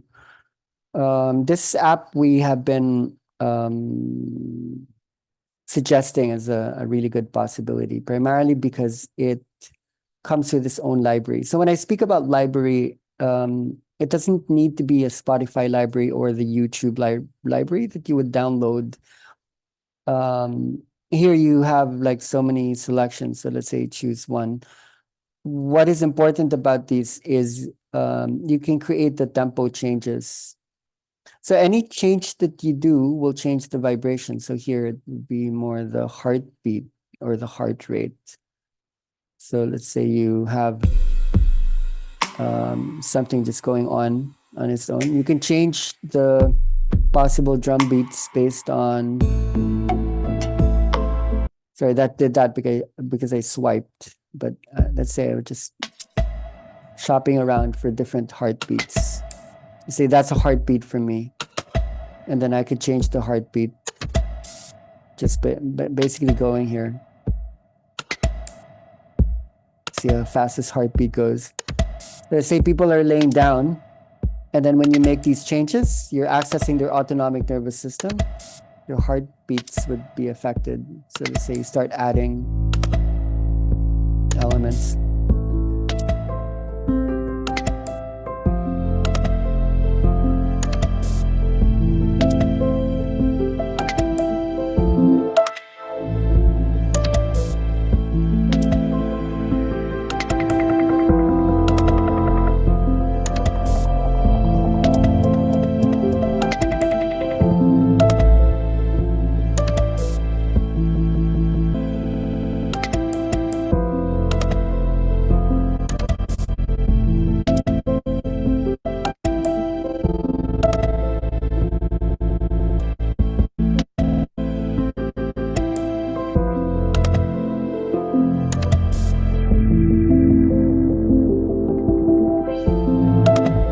see where you can take them low or you can take them high. This is like depth. Depth and rate. The name of this, yes. No, just the name of the app. This is called the Launchpad by Innovation. And I'm sorry, I think this might just be with iOS users. I think it only comes into the iPhone and the iPad. We do suggest for some people to get an iPad. It's not so expensive and you're going to be using it for the long term. This is interesting. This is the haptic. Let me see if this would work. You can't see it, but it makes flashing. It makes flashes in the phone. So you don't even tell them you're doing it. What I do is I don't put it near people's eyes. I would put it in the ceiling, and even in the day, it actually starts to influence brain waves quite powerfully. So sorry, I don't know how to stop this sometimes. Stop it. It's a different form of entrainment. Okay, so that's stopped. You know, there's just so much out there that's just creative. And this one, maybe I would just play, whenever I play this, the aliens appear. So let's say I just have that playing, and then the noise app would be playing with it. Anything that brings variations and diversity of sounds. That's what I mean about texture.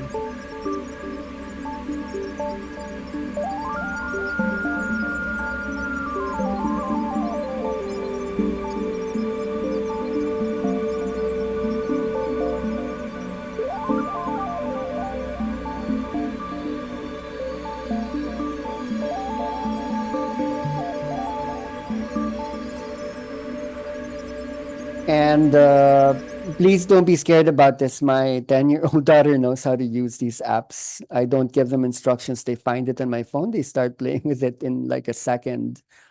So I've had these workshops or journeys where they're actually doing the playlisting, and they, you know, people would just give feedback. I went into space. I talked to the aliens, and then they just be staring at the people. This is by Brian Eno, if you know Brian Eno.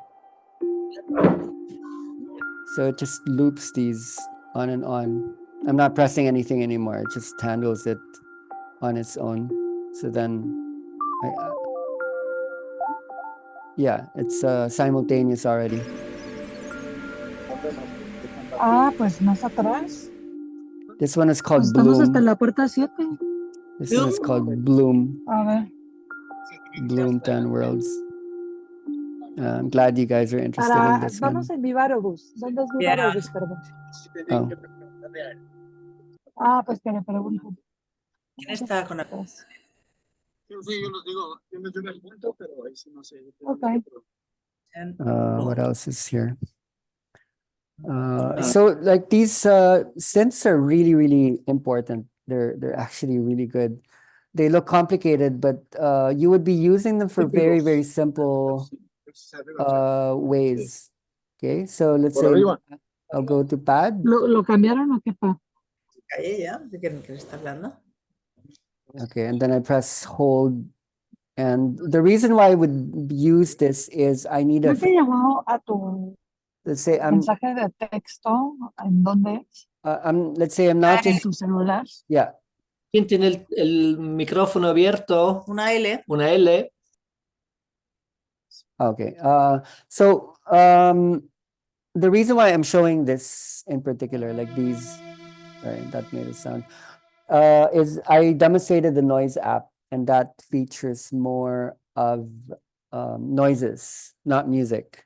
And then I featured, let's say, the DJ app that works with music.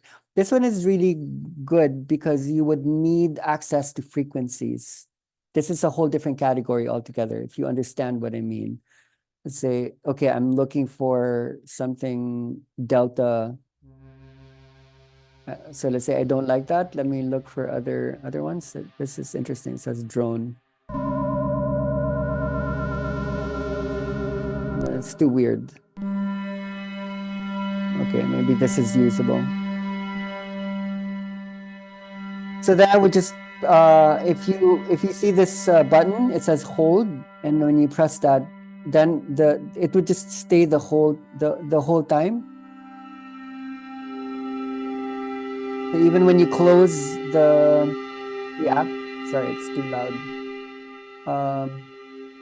Even when you start putting on music, whether it be through Spotify or through, let's say, the DJ app, you have the frequency underneath holding the space, which is like a delta theta frequency that holds the inhibitory, the relaxation, it's basically releasing a lot of GABA neurotransmitters that allows people to stay in the deep space. So even when you hold like a gamma, like something intense, you still have this frequency underneath. So this is called Synth 1, Audio Kit Synth 1, and you can have as many frequencies as you want, really.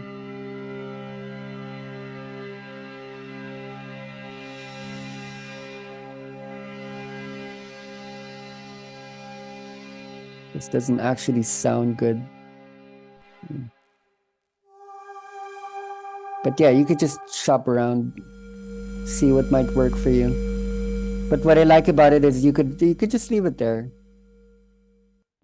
Maybe this one's nicer. No, it's not so nice. Okay, so something like that. Let's say, oh, I like that. And just leave it there.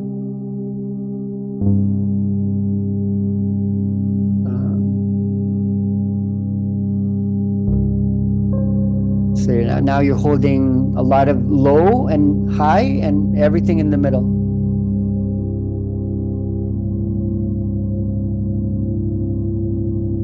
Yeah, so no matter what you do, you have a base.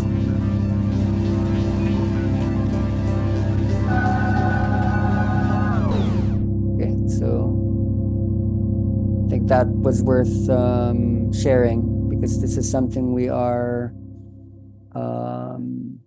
like bringing up in all the trainings.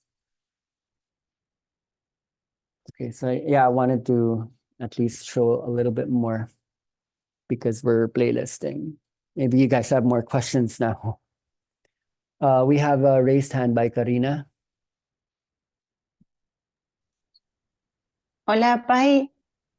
Gracias por estar acá. Es una oportunidad hermosa poder preguntarte. Yo entiendo, por ahora solo utilizo Spotify y entiendo que no se puede hacer esto de sobreponer sonidos, así que trabajo más con la frecuencia y con los cambios. Y me pasan cosas a la hora de armar, yo siempre hago mis propias listas. No me siento preparada para usar las listas tuyas todavía. Y a pesar de lo que vos estás explicando y a pesar de que tuve mi propia experiencia, vos cuando tuvimos la formación en Argentina, hiciste música en vivo y tuve un viaje increíble, tan poderoso que por eso no me atrevo a sostener esos viajes todavía. Pero hay algo que a mí, yo sé que esto se trata de la lista y de la música, este encuentro, pero hay dos cosas que a mí no me dejan de rondar en la cabeza. Una es que a veces cuando se cortan las transmisiones que son online, sin música sigue sucediendo la activación, que no sé si será como una especie de inercia de lo que viene pasando. Y lo otro es que en mis sesiones, que son pocas y tengo poca experiencia, casi siempre sucede que como que se repiten las vivencias, se conectan las vivencias de una persona con la otra en las sesiones grupales fuertemente, sienten lo mismo, o uno siente que toca un cuerpo y el otro siente el toque del otro, y no están cercanos. Entonces suceden cosas que yo sospecho que van más allá de la música, que tal vez la vibración o la energía, no sé, va más allá de la música. Y quería saber qué opinas o tu opinión de esto, sí. Y gracias. Thank you, Karina. I think I already went a little bit into this, that when I started, there wasn't any music. So definitely this is not the music. Music is simply organized frequencies, and culture evolved with music in a way that we actually even invented language using music. So before language, there wasn't really a structure or clear way of organizing our intentions, our thoughts, our needs.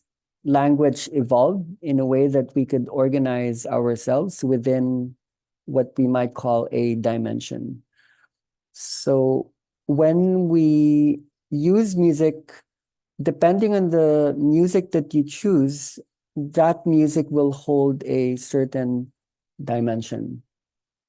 And what we're doing is we can switch from the third dimension to the fourth, the fifth, the second, the first. It could be the zero dimension. And when we go there, that's something that we might be inclined to share with others, either automatically or intentionally, depending on why you are doing what you're doing. So yeah, thank you for your expression. I think take it slow, and I think you're probably speaking for a lot. The slowness isn't just for you. It's also for your audience. When you create a change and the change is too fast, the people will be shocked, and there will have to be a transition. There has to be a transition period always. The transition period can happen either within the dimension of the whole work, like the session you're giving, the service, the gift that you're giving as a whole. But the transition also exists in every part of the process. So if I was to maybe outline this as something useful for people to use, let me share the screen again.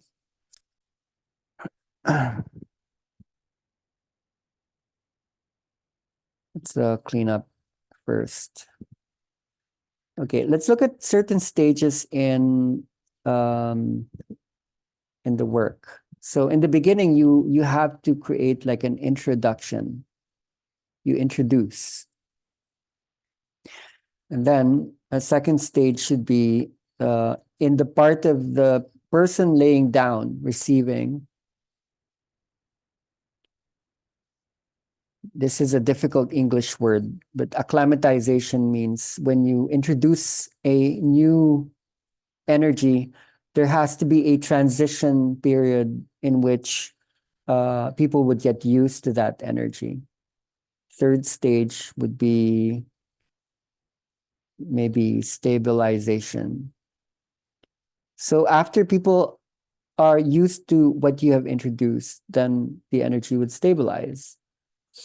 After which you might like redo this. You would introduce another new energy, and that would then take another getting used to, right? People need to acclimatize or transition to that. So this is useful advice. Let's say you're starting to experiment and you press the wrong thing. Say, oh God, that's going to shock and surprise people too much. I don't like it. But you would be surprised, in fact, that the more people get used to the new energy, the new sound, they would then stabilize to that new thing. And then you just keep changing, you just transitioning, and then it stabilizes again and again. So why are we doing this? What is the point? Say here's the brain. Here's the cerebellum, the brainstem. Most people are using very, very small percentages of the brain's capacity. Say 3% could be the minimum. Maybe 5% is what people are averaging now. So what we have to ask is what's happening to the rest, whether it be 97% or 95%. For the sake of simplicity, let's say we're spiritual people, maybe we're activating the super brain. So let's say we're at somewhere at 7% or maybe even 10% at the very most. It's in the movement from one to the other, the transition, the acclimatization. When you get people used to something new, then maybe they are at maybe 5.5%, maybe even 6%, versus something much less, 94%. When you keep introducing new things, the brain would grow. There's neuroplasticity there. What actually happens is the brain likes to filter, and yeah, it likes to gate. It doesn't like new learnings, new insights, new experiences. It cannot handle too many new things. So what it does is all these new experiences need to pass through a filtration mechanism in the brain. And a big aspect of the work that we're doing is we're maybe getting this smaller so that we're not filtering things too much. So the brain becoming childlike could increase its capacity to maybe 8%. But you need to introduce a lot of new possible connections that weren't potentiated or made possible before. Then that's why we're doing what we're doing. The more shifts in tempo and texture and tonality that you give, the brain in a way would actually grow. It would undergo a neuroplasticity. So that's why these new playlists are coming out. So that maybe even what we used to think of as music, the old music, it's going away, and the new music, the new music doesn't even sound like music at all in many ways. Like when you listen to my playlists, they don't sound like music as you would hear in the radio or like Spotify. So it's very courageous for people to lay down into those. And it was very courageous for me to actually put it out, because I don't like to, often as a child, I don't like to disturb the peace. But I am interested in transformation. So in that way, we are constructing new earth, new brains, new minds, new people. But going back to you holding the space, now we have created these energy communities, like new cultures around the world that are getting used to the idea of energy flow. And a lot of these communities have stabilized or are stabilizing into what used to be new, the things that they had to transition to. So when you introduce something new to a community, you have to allow the transition phases. So for example, when I put on new music, like just when I'm playlisting, I would put it on the sound and then I take it away and then put it back. And then I take it away. And if it's a strange one, especially, I wouldn't just put it there and then leave it there. I would actually take it back and then put it back and then take it away. And then when I put it back, I don't take it away anymore, because there were these small introductions for people's bodies to take that music in. When they're used to it, it means their brain synapses created those new connections that weren't there before. So if I leave it alone, if it stabilizes, then the new connections would be concretized in a synaptic way or languaging. It's called myelination. Like the new connections, which are circuits, they would be strengthened, where the circuits would be protected by this white myelin sheath, and so underneath the gray brain, there's the white brain, and that's the part of the brain that's myelinated. So if we're not just going through spiritual awakenings, energizing people's bodies, one of the big reasons why we're actually doing this is intelligence, that people can reach levels of brilliance or genius. And for that to happen, there needs to be myelination of the brain. So that's why these new playlists are happening in a way. Thank you. Okay, other questions, ideas? Suze?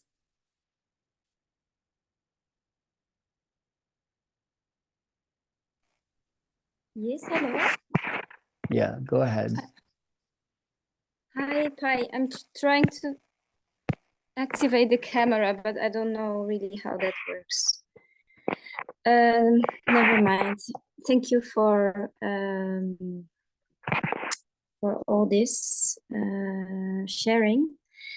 And I just wanted to share something with you that is not typically related to the music, but since this winter, I started with activations after the training, and also sharings. And actually, since less than 2 weeks, I did not do so many, but regularly. I did the last activation for a group of friends with your music. And since then, I feel like the Kundalini rushing through my body, really active, like I'm on fire, and my throat is like there is a pressure going on there. And I was just wondering if you could share something about your vision of how to guide this energy as smooth as possible, and also in order not to lose your head, or to stay grounded, because I have some psychotic experiences in the past, which is already a long time ago, but yes, just this question. Yeah, I'm glad about this a lot. For me, the best grounding is insight and understanding. I think people need to understand more and more what we're all getting into and the nature of the change.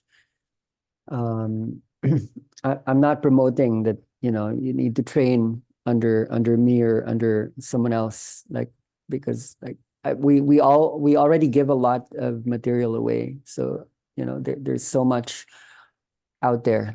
Mostly in our YouTube channel, there's like hundreds of hours of free material.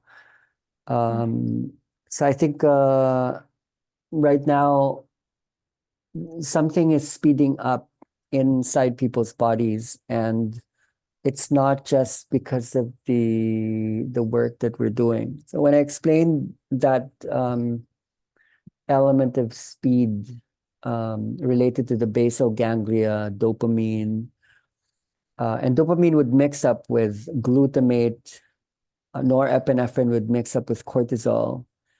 I don't particularly like the activation styles in the Kundalini realms where people focus too much on the solar plexus. When there's too much activation in the solar plexus, there's also activation of what's called the HPA axis, which would be the hypothalamic pituitary adrenal axis. And this is responsible for sending out cortisol, epinephrine, I think aldosterone, and epinephrine. Epinephrine is adrenaline. And when there's too much of that, like in the system, it can have effects, whether it be mania, it could be psychosis, it could be overstimulation, lack of sleep, insomnia, and inability to go into REM sleep.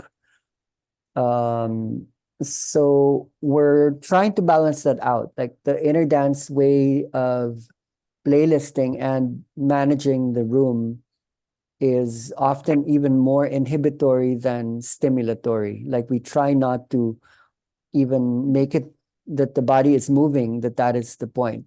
That does bring about some magical effects, but like one of the most important neurotransmitters that needs to be sent out is basically called GABA. Now, GABA is very numerous in the brain, but what takes over it is glutamate. Glutamate is the excitatory neurotransmitter, and too much glutamate in the brain is actually poisonous. It becomes neurotoxic. So too much of a certain type of activation could release too much glutamate in the system. So what I suggest is either more inhibitory processes, or it could also just be learning. Because for me, when you tend to study, accept new knowledge, it actually slows down a lot of the frequencies. One of the biggest explanations for what we're doing in relation to electricity surging through the brain is we're actually able to bring transformation about by bringing adults who are so tired of being in the world, experiencing the world. There's a need to become childlike. There's a need to achieve a neuroplasticity that's achievable through what's called long-term potentiation, if I was to use a neurological term. The opposite of long-term potentiation is called long-term depression, and that's caused by trauma. So when we go more into long-term potentiation, we become childlike, but we could also become childish if we're not able to mature and grow. And part of growing and integration is actually to develop the mind. Like we need to go through stages of development where the mind can learn to handle things once again as a grown-up would. So one of the reasons why people going into energy, could be inner dance, kundalini, life force, whatever people want to call it, when we accept a lot of that, like in a very short amount of time, there's a lot of these feedback mechanisms that accelerate really fast and really hugely, in a way that we're now accessing many things all at once.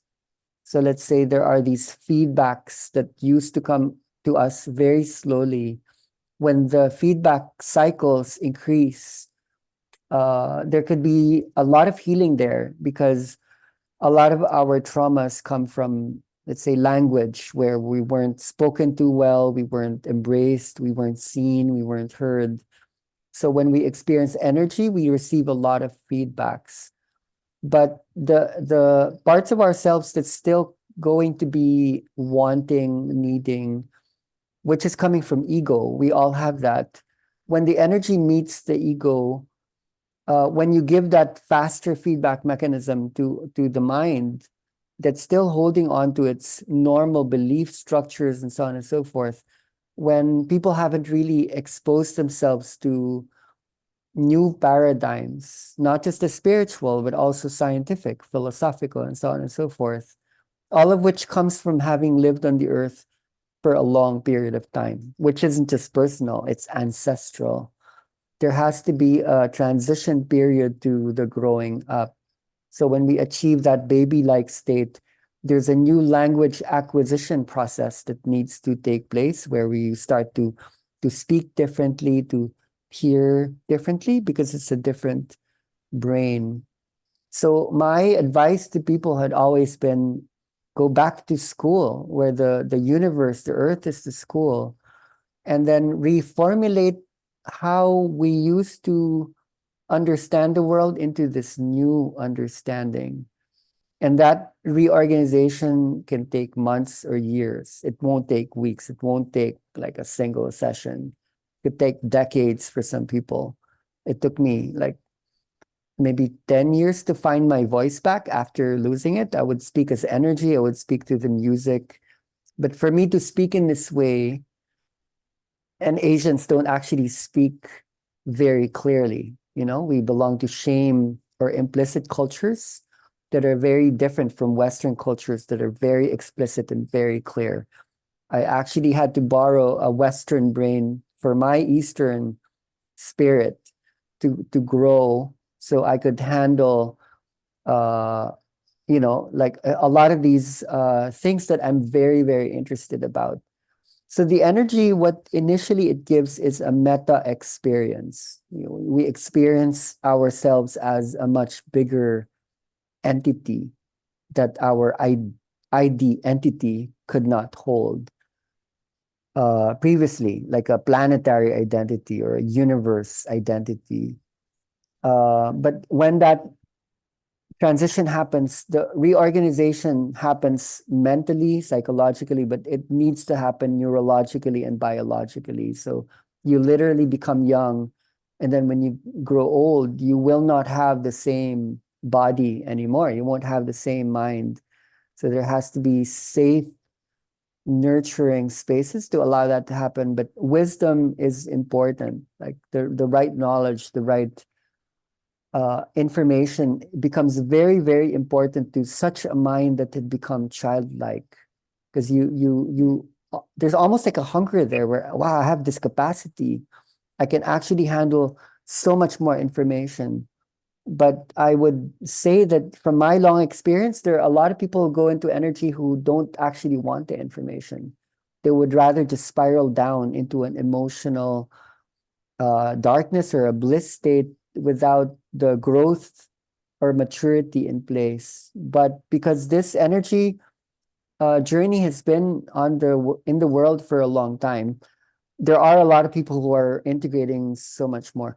The actual point I wanted to make, I'm sorry for being so long-winded here, is the manifestations that we're experiencing is not through the work alone that we're conducting. It's especially through the changes in technology and media. Because a lot of human beings on Earth were used to analog structures, analog technologies, which were very sequential in nature. When we were granted the internet, laptops, all these machines became extensions of the brain. And not only for the personal brain, we interlocked with each other. There's now like a global brain or a global nervous system that is caused by the harnessing of all this electricity. What that brought about was the fast feedback cycling that I described. So the energy practice that we're experiencing was in harmony. It was actually going to come up at the same time as Facebook, as Instagram, Wikipedia, YouTube, and so on and so forth. And these satellites in the sky out there interconnecting people, our neurons were also going to interconnect. So there is a reason why something like inner dance was going to emerge that now people call Kundalini. There's a reason why it emerged at this time, because if you were to think about what would be a healing process or a meditation that belongs to a 22nd century moment, it would actually look something like this, like interdimensional, multimodal, polysemic, polysemantic. It's multiple dimensions, all exploding within a grand dimension, because we haven't had that feedback. So I would say a lot of people are overwhelmed by the feedback and the work that we're being given, which is given by the mother, by the Earth Mother, the Divine Mother gave this. That's how I came upon this. I heard her, I accepted her invitation. She told me, stay in the island alone as long as you can, because you will receive the message. And this was the message. Now it comes across the world in different forms. It's part of the transition. But when it happens, it will bring about the change very fast. In a way, I had to go through it maybe 3 or 4 very intense years of ego death, of letting go of all addictions. I walked away from my family, from money. I died like so many times alone, and I went through all the pain that was required to go through what it means to be able to hold this energy. And I went into a coconut diet. I went into a breatharian lifestyle where I stopped eating and drinking. And what's happening now? People are experiencing this in a workshop so that the actual effects becomes the cause. For me, the cause was go back to earth, live in nature, be one with the universe. And then my body moved. And then I went into those experiences. But what's happening in the world now is people are taking those experiences and making that the cause. But the actual causality is what comes before the experience, which is purification. It's really hearing the voice of the mother and listening to the instructions that come with that voice. But the energy does carry a lot of that. It's just that people need to take responsibility as the changes take place. I think this is much too big an answer to what you spoke, so I'm sorry if this is too much. Yeah, well, thank you so much. Just a short thing. Would you suggest to make, like, I feel to make a pause in the work, like the energy is so strong. Would you suggest to make a pause or to like use more lower frequencies to calm down the nervous system? When you say post, what do you mean? No, a pause. Yeah, like A pause, like to a stop. pause, yeah, to stop, to have a break. I think it's a really good question. It's super important. It's super important. I think the answer to that would be, okay, I need to go back to the board because this is a really important question. What we're asking about right now is balance. Like how does balance come in?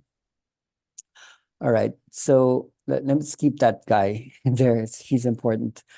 So a lot of people might ask, okay, what about the yoga or the breath work or this and that? And all these other spiritual modalities that were quite big before inner dance. And when I say inner dance, that's synonymous with Kundalini activation as it had been renamed.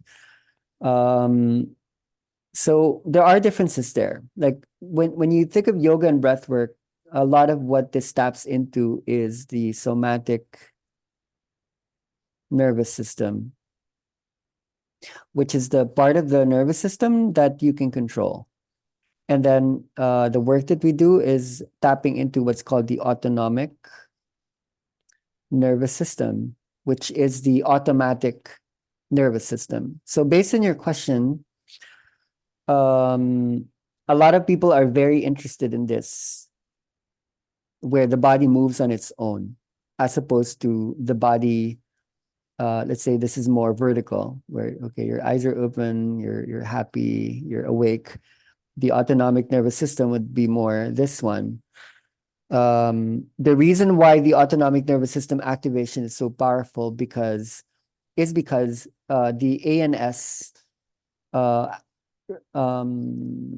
organizes our response mechanisms, which is basically how we react to things in the world, which is either out of anxiety, terror, fear, or trust.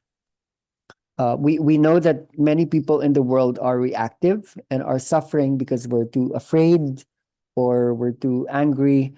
So activating the autonomic nervous system actually gives people a chance to move from fear to trust. And this gives us an ability to respond. This is where true responsibility actually comes from. But I feel that when people activate the autonomic nervous system too much, what we lose out are the gifts and the benefits that the somatic nervous system had given us. This is the masculine, and this is the feminine. So when we go too much into the feminine states, this would be more the right brain hemisphere, and this might be more the left brain hemisphere. This is usually one of the problems. When you go too much into the right brain and everything's happening all at once, you're in your right brain. What starts to happen is people have a hard time doing things one at a time in a sequence. So you actually need to train your mind and body to go back to the masculine if you went way too feminine. So I wouldn't make it a standard rule that, okay, if you feel like too much of this, do you stop? I think there are many benefits this is giving. I'm just saying maybe balance it with that that brings about the linearity once more. Because where this brings you, us, me is space. And to go back to the world, you actually need to go back to time. So people who go to space, this is what we call like spacey. And you kind of know when people are spacey, they're not here anymore. So you actually need to land back in the world and land back in time. So there's a masculine side of the process that either could be accessed through knowledge or proper exercise, like stabilizing once again. The autonomic nervous system is very good at destabilizing.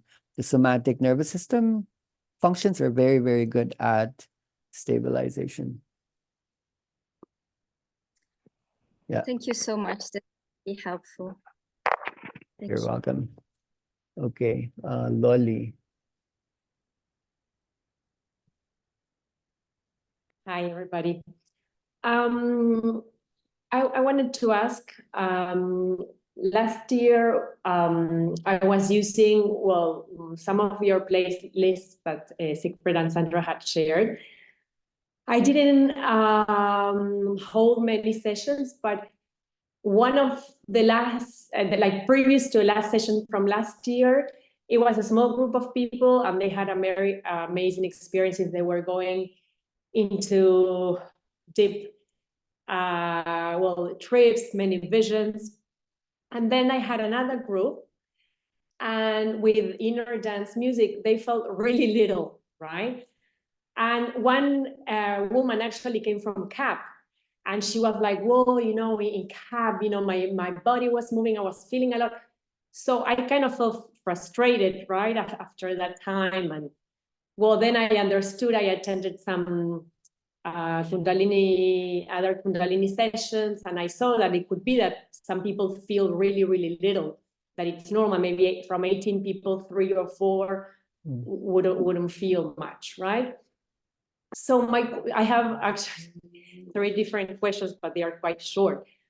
What would you say about either, as one of the people from the group was saying, like doing 1 hour of like synchronized music and 1 hour of inner dance music, or maybe what would happen if we had like 2 speakers and playing like Kundalini activation music and another speaker playing more inner dance type, sounds and what you were sharing. Those are the first 2 questions. So I let you answer and then I'll ask you. Okay, thank you. I think the question is askable, but I think it's a lot more complex. You could play the same music to 2 different groups and you would get 2 different results. So it depends on what they ate for breakfast. It depends on most of it. I would say 90% of the experience would actually depend on the context that you hold, which would influence their own expectations. The thing is, a lot of people right now are either coming in clueless or filled with expectations because of what they saw in social media. So one of my misgivings in many trainings that have been happening around the world is the idea that if the body isn't moving, then nothing's happening, that you're blocked. I think that's a very dangerous thought, and a lot of people are still sticking to that idea. This is actually what they give in the expensive trainings that have been happening in the world. Some of the people who aren't experiencing the big things, they actually experience the most change. So it's like the people pleaser in us that either will want to give people what they want, but deep down, are you really giving them what they need?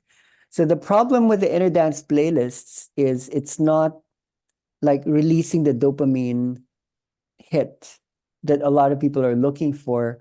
Dopamine is really good at bringing people into states of want. A lot of people think dopamine is there to get people happy. People don't actually gain happiness through dopamine. It just keeps people wanting and wanting and wanting, but never having. So I don't actually want to give people that hit. That's why they're not feeling. And then if they develop a standard where this is what it means to feel something, especially coming from a CAP background, that for me is a compliment. Like, thank you. Thank you very much for saying that you're not getting that, because I haven't been interested in that for many years now. So for me, what this speaks to a lot of you is try not to even be dependent on the playlist that I make. I would say find the best way. Whether you borrow something that I created and then you change that. If you see an imbalance, then be creative. I've shown so many tools now. If it's too stimulatory, then put something inhibitory. If it's too low, then put something on top, and feel free to either bring that into succession or simultaneity. You won't know this until you try. You actually just need to go out there and do it. Otherwise, I think the big reason why we're doing this is because we don't know what's going to happen. And that could be life-changing for everyone. We live in a world where everyone's always telling people, be this, do that, say that, be a good girl, be a good boy. The process that we hold is entrenched in mystery because you never know what's going to happen. And that's the beautiful part. So you, having maybe had those experiences in the past, opening yourself up to possibility, it's going to be strange. For me, here's the thing. There are people who have experienced the old ways, the sequential music, either through old inner dance or how the CAP people have been popularizing things now. And when they start to acclimatize or get used to the new systems, when they introduce that to the people who are used to the old systems, there's a transition. But there are facilitators who introduce the new system to people who didn't know the old system. And then when they go so deep, they go cosmic, they go to the earth, when they listen to the sequential style that inner dance used to do, and then now the CAP people are doing, they say, this does nothing to me. It's so, nothing's happening. So it's these translations between two worlds. These are different dimensions. I'm not going to say one dimension is better than the other. The main differentiation for me would be more layers would be more planetary. And the feedbacks that people gave to me, to us, since the beginning is you're not giving my ego anything to latch onto, which meant that it was not manipulative. The very emotive music is very manipulative, and people who got used to that, they would loop, and then they would just keep going back to the same emotions, the same trauma, because certain experiences would start to lock into certain musical pieces. And so when people started to go into like the more layers, they were like, wow, I couldn't go back to my old story, which I had a hard time going, So there was some kind of liberation there. And I guess being able to talk about it more now, there is a reason. And it really depends on like your intention and the intentions of other people. If other people were interested in looping, they wouldn't like space. They would like successions in time. They like that, So now we built a culture where people got used to a certain way.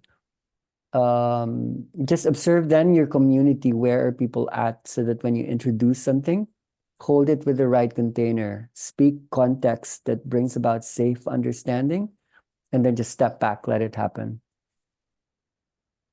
Okay, thank you. The last question is, regarding my child.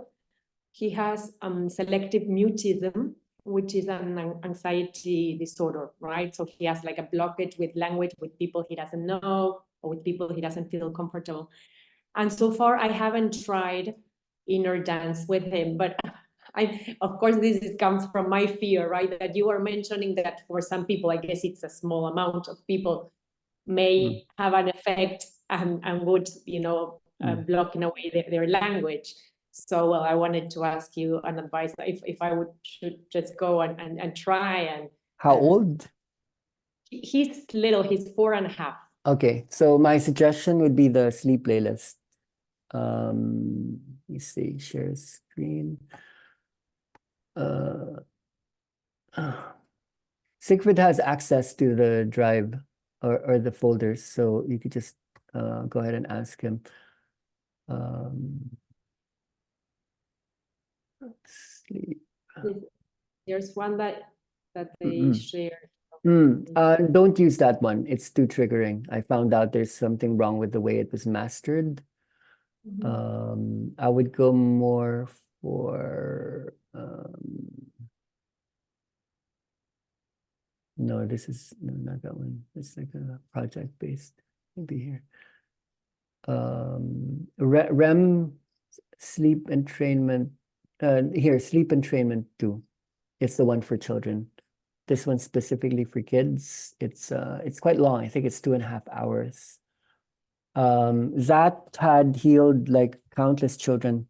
I can't count the feedbacks that we've gotten where the children are so healed by white noise, which is more closer to their real brain state before they become adults. When they acquire language, they have to limit. So the children who want to maintain their unlimited sound actually helps to acclimatize REM state.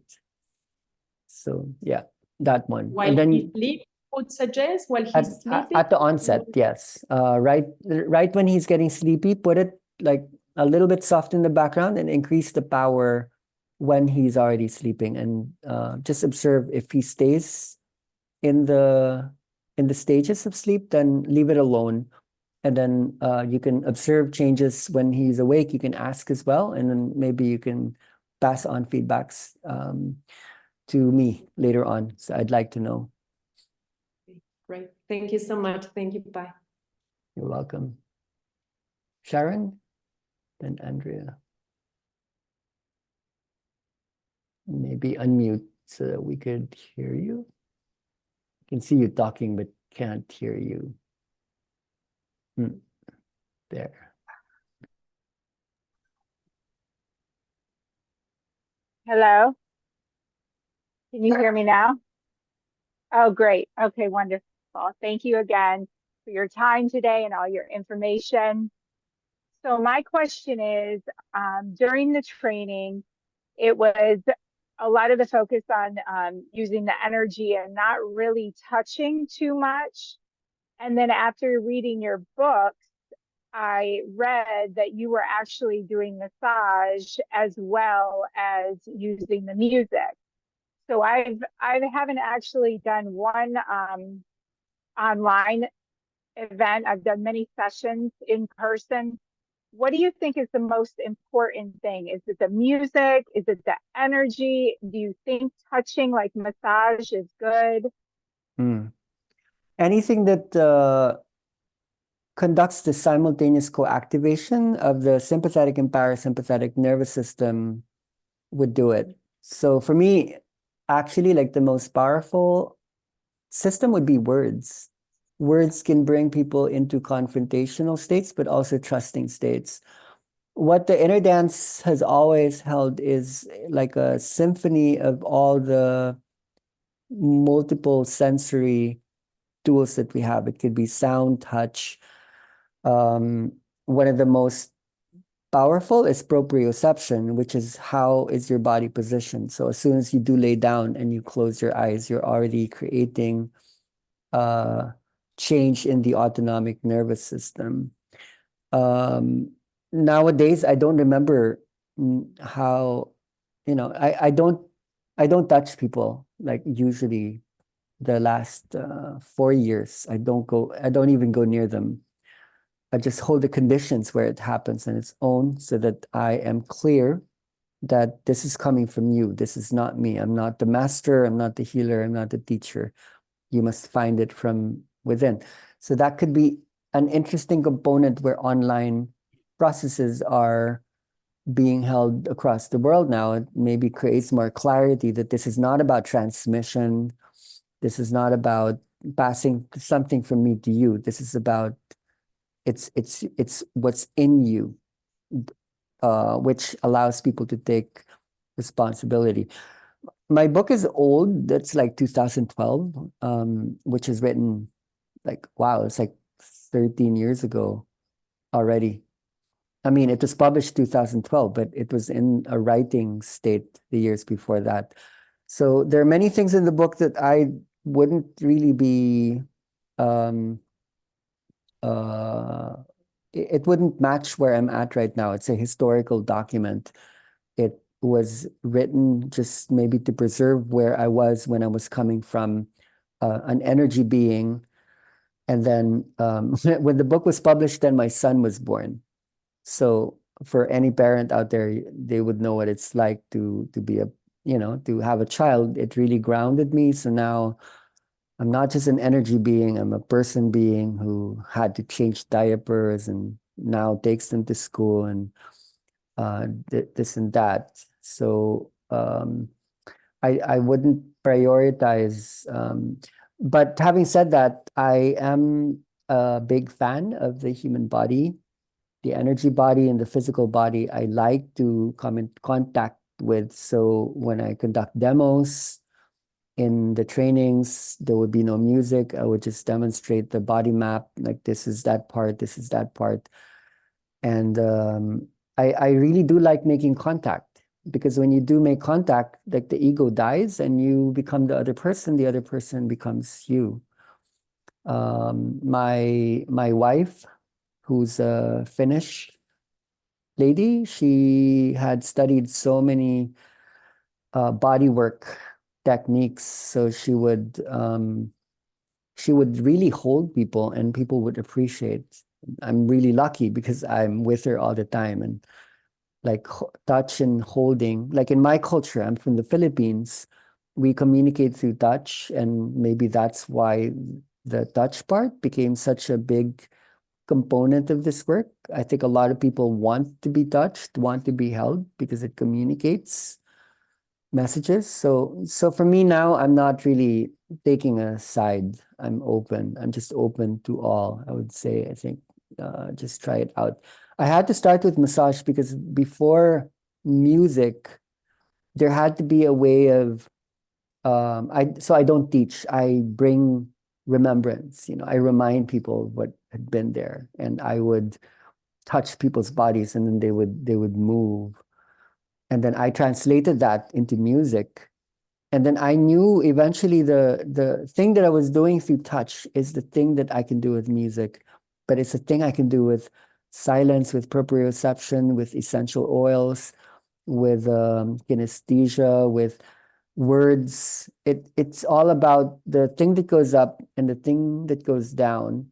How are you able to hold that either all together all at once, but there would also be a certain systematicity in which it rises and falls according to the 24-hour or 12-month patterns that the body records or documents, which you're changing. I shouldn't have gone into that because it opens up another floodgate of stuff, but I'm just speaking or simplifying that there's something in us that is the playlist itself. The music of the earth is inside the person. And we're using outer music in order to remind like people about the inner music. So I'm not invalidating music ever, because it is what allows sustained energies to last. There are some communities that would conduct like a half-day session, like the Lithuanian community would do 12-hour inner dance journeys. Don't know how they do that. And then I've held sessions where there might be 200 people in the room, 100 people, 50 people, and it's the music that makes the room become one room, one brain. So I would value all of it, basically. Everything's important, everything's valuable. Thank you. Thank you, Sharon. Okay, so I think we're 3 hours. If there's nothing more, I think this is already quite huge for many. Just so you can integrate everything that was shared and not to make this explode. All right. Indeed, Pai, that's been very, very full of, many aspects. And yes, if you said we would have a second meeting with you next week on the 22nd. Would this be with the same people or different? Would be with the same people. Okay. If the ones who can be. Yeah. We were how many today? 100 today. I think the times there were 120. I think 18. Yeah. 118 was the most, maybe. I want to thank you, Pai, for reminding us that the doors to paradise open from inside. And music can help us and how to deal with it, and that not one thing is one thing and the other is the other, that it's all in relationship with other thing, so, and how you see it and how you deal with it and how you work with it. It's the intention, it's what you said, that you do to two groups the same session and they react differently, so we're really holding space not only with music but with our soul, where are we? Holding space, Yeah. Beautiful, because it makes us all the time be aware of where are we, doing this. And also the last thing you said, like the playlist is basically reflecting the music which is within us, and the more we can just intuitively open up to that and just remind ourselves about this music. And this comes to this creation of playlist or working with noises or doing other things away just from this repetition of Spotify, one pattern after or one song after the other. I think that's something we all here as a community can invite ourselves to go into, to build up trust also in that process of opening up these spaces.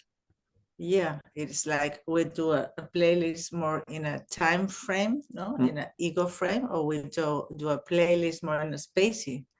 Do you want a spacey session or you want a time session? It would be like a little bit, where are you?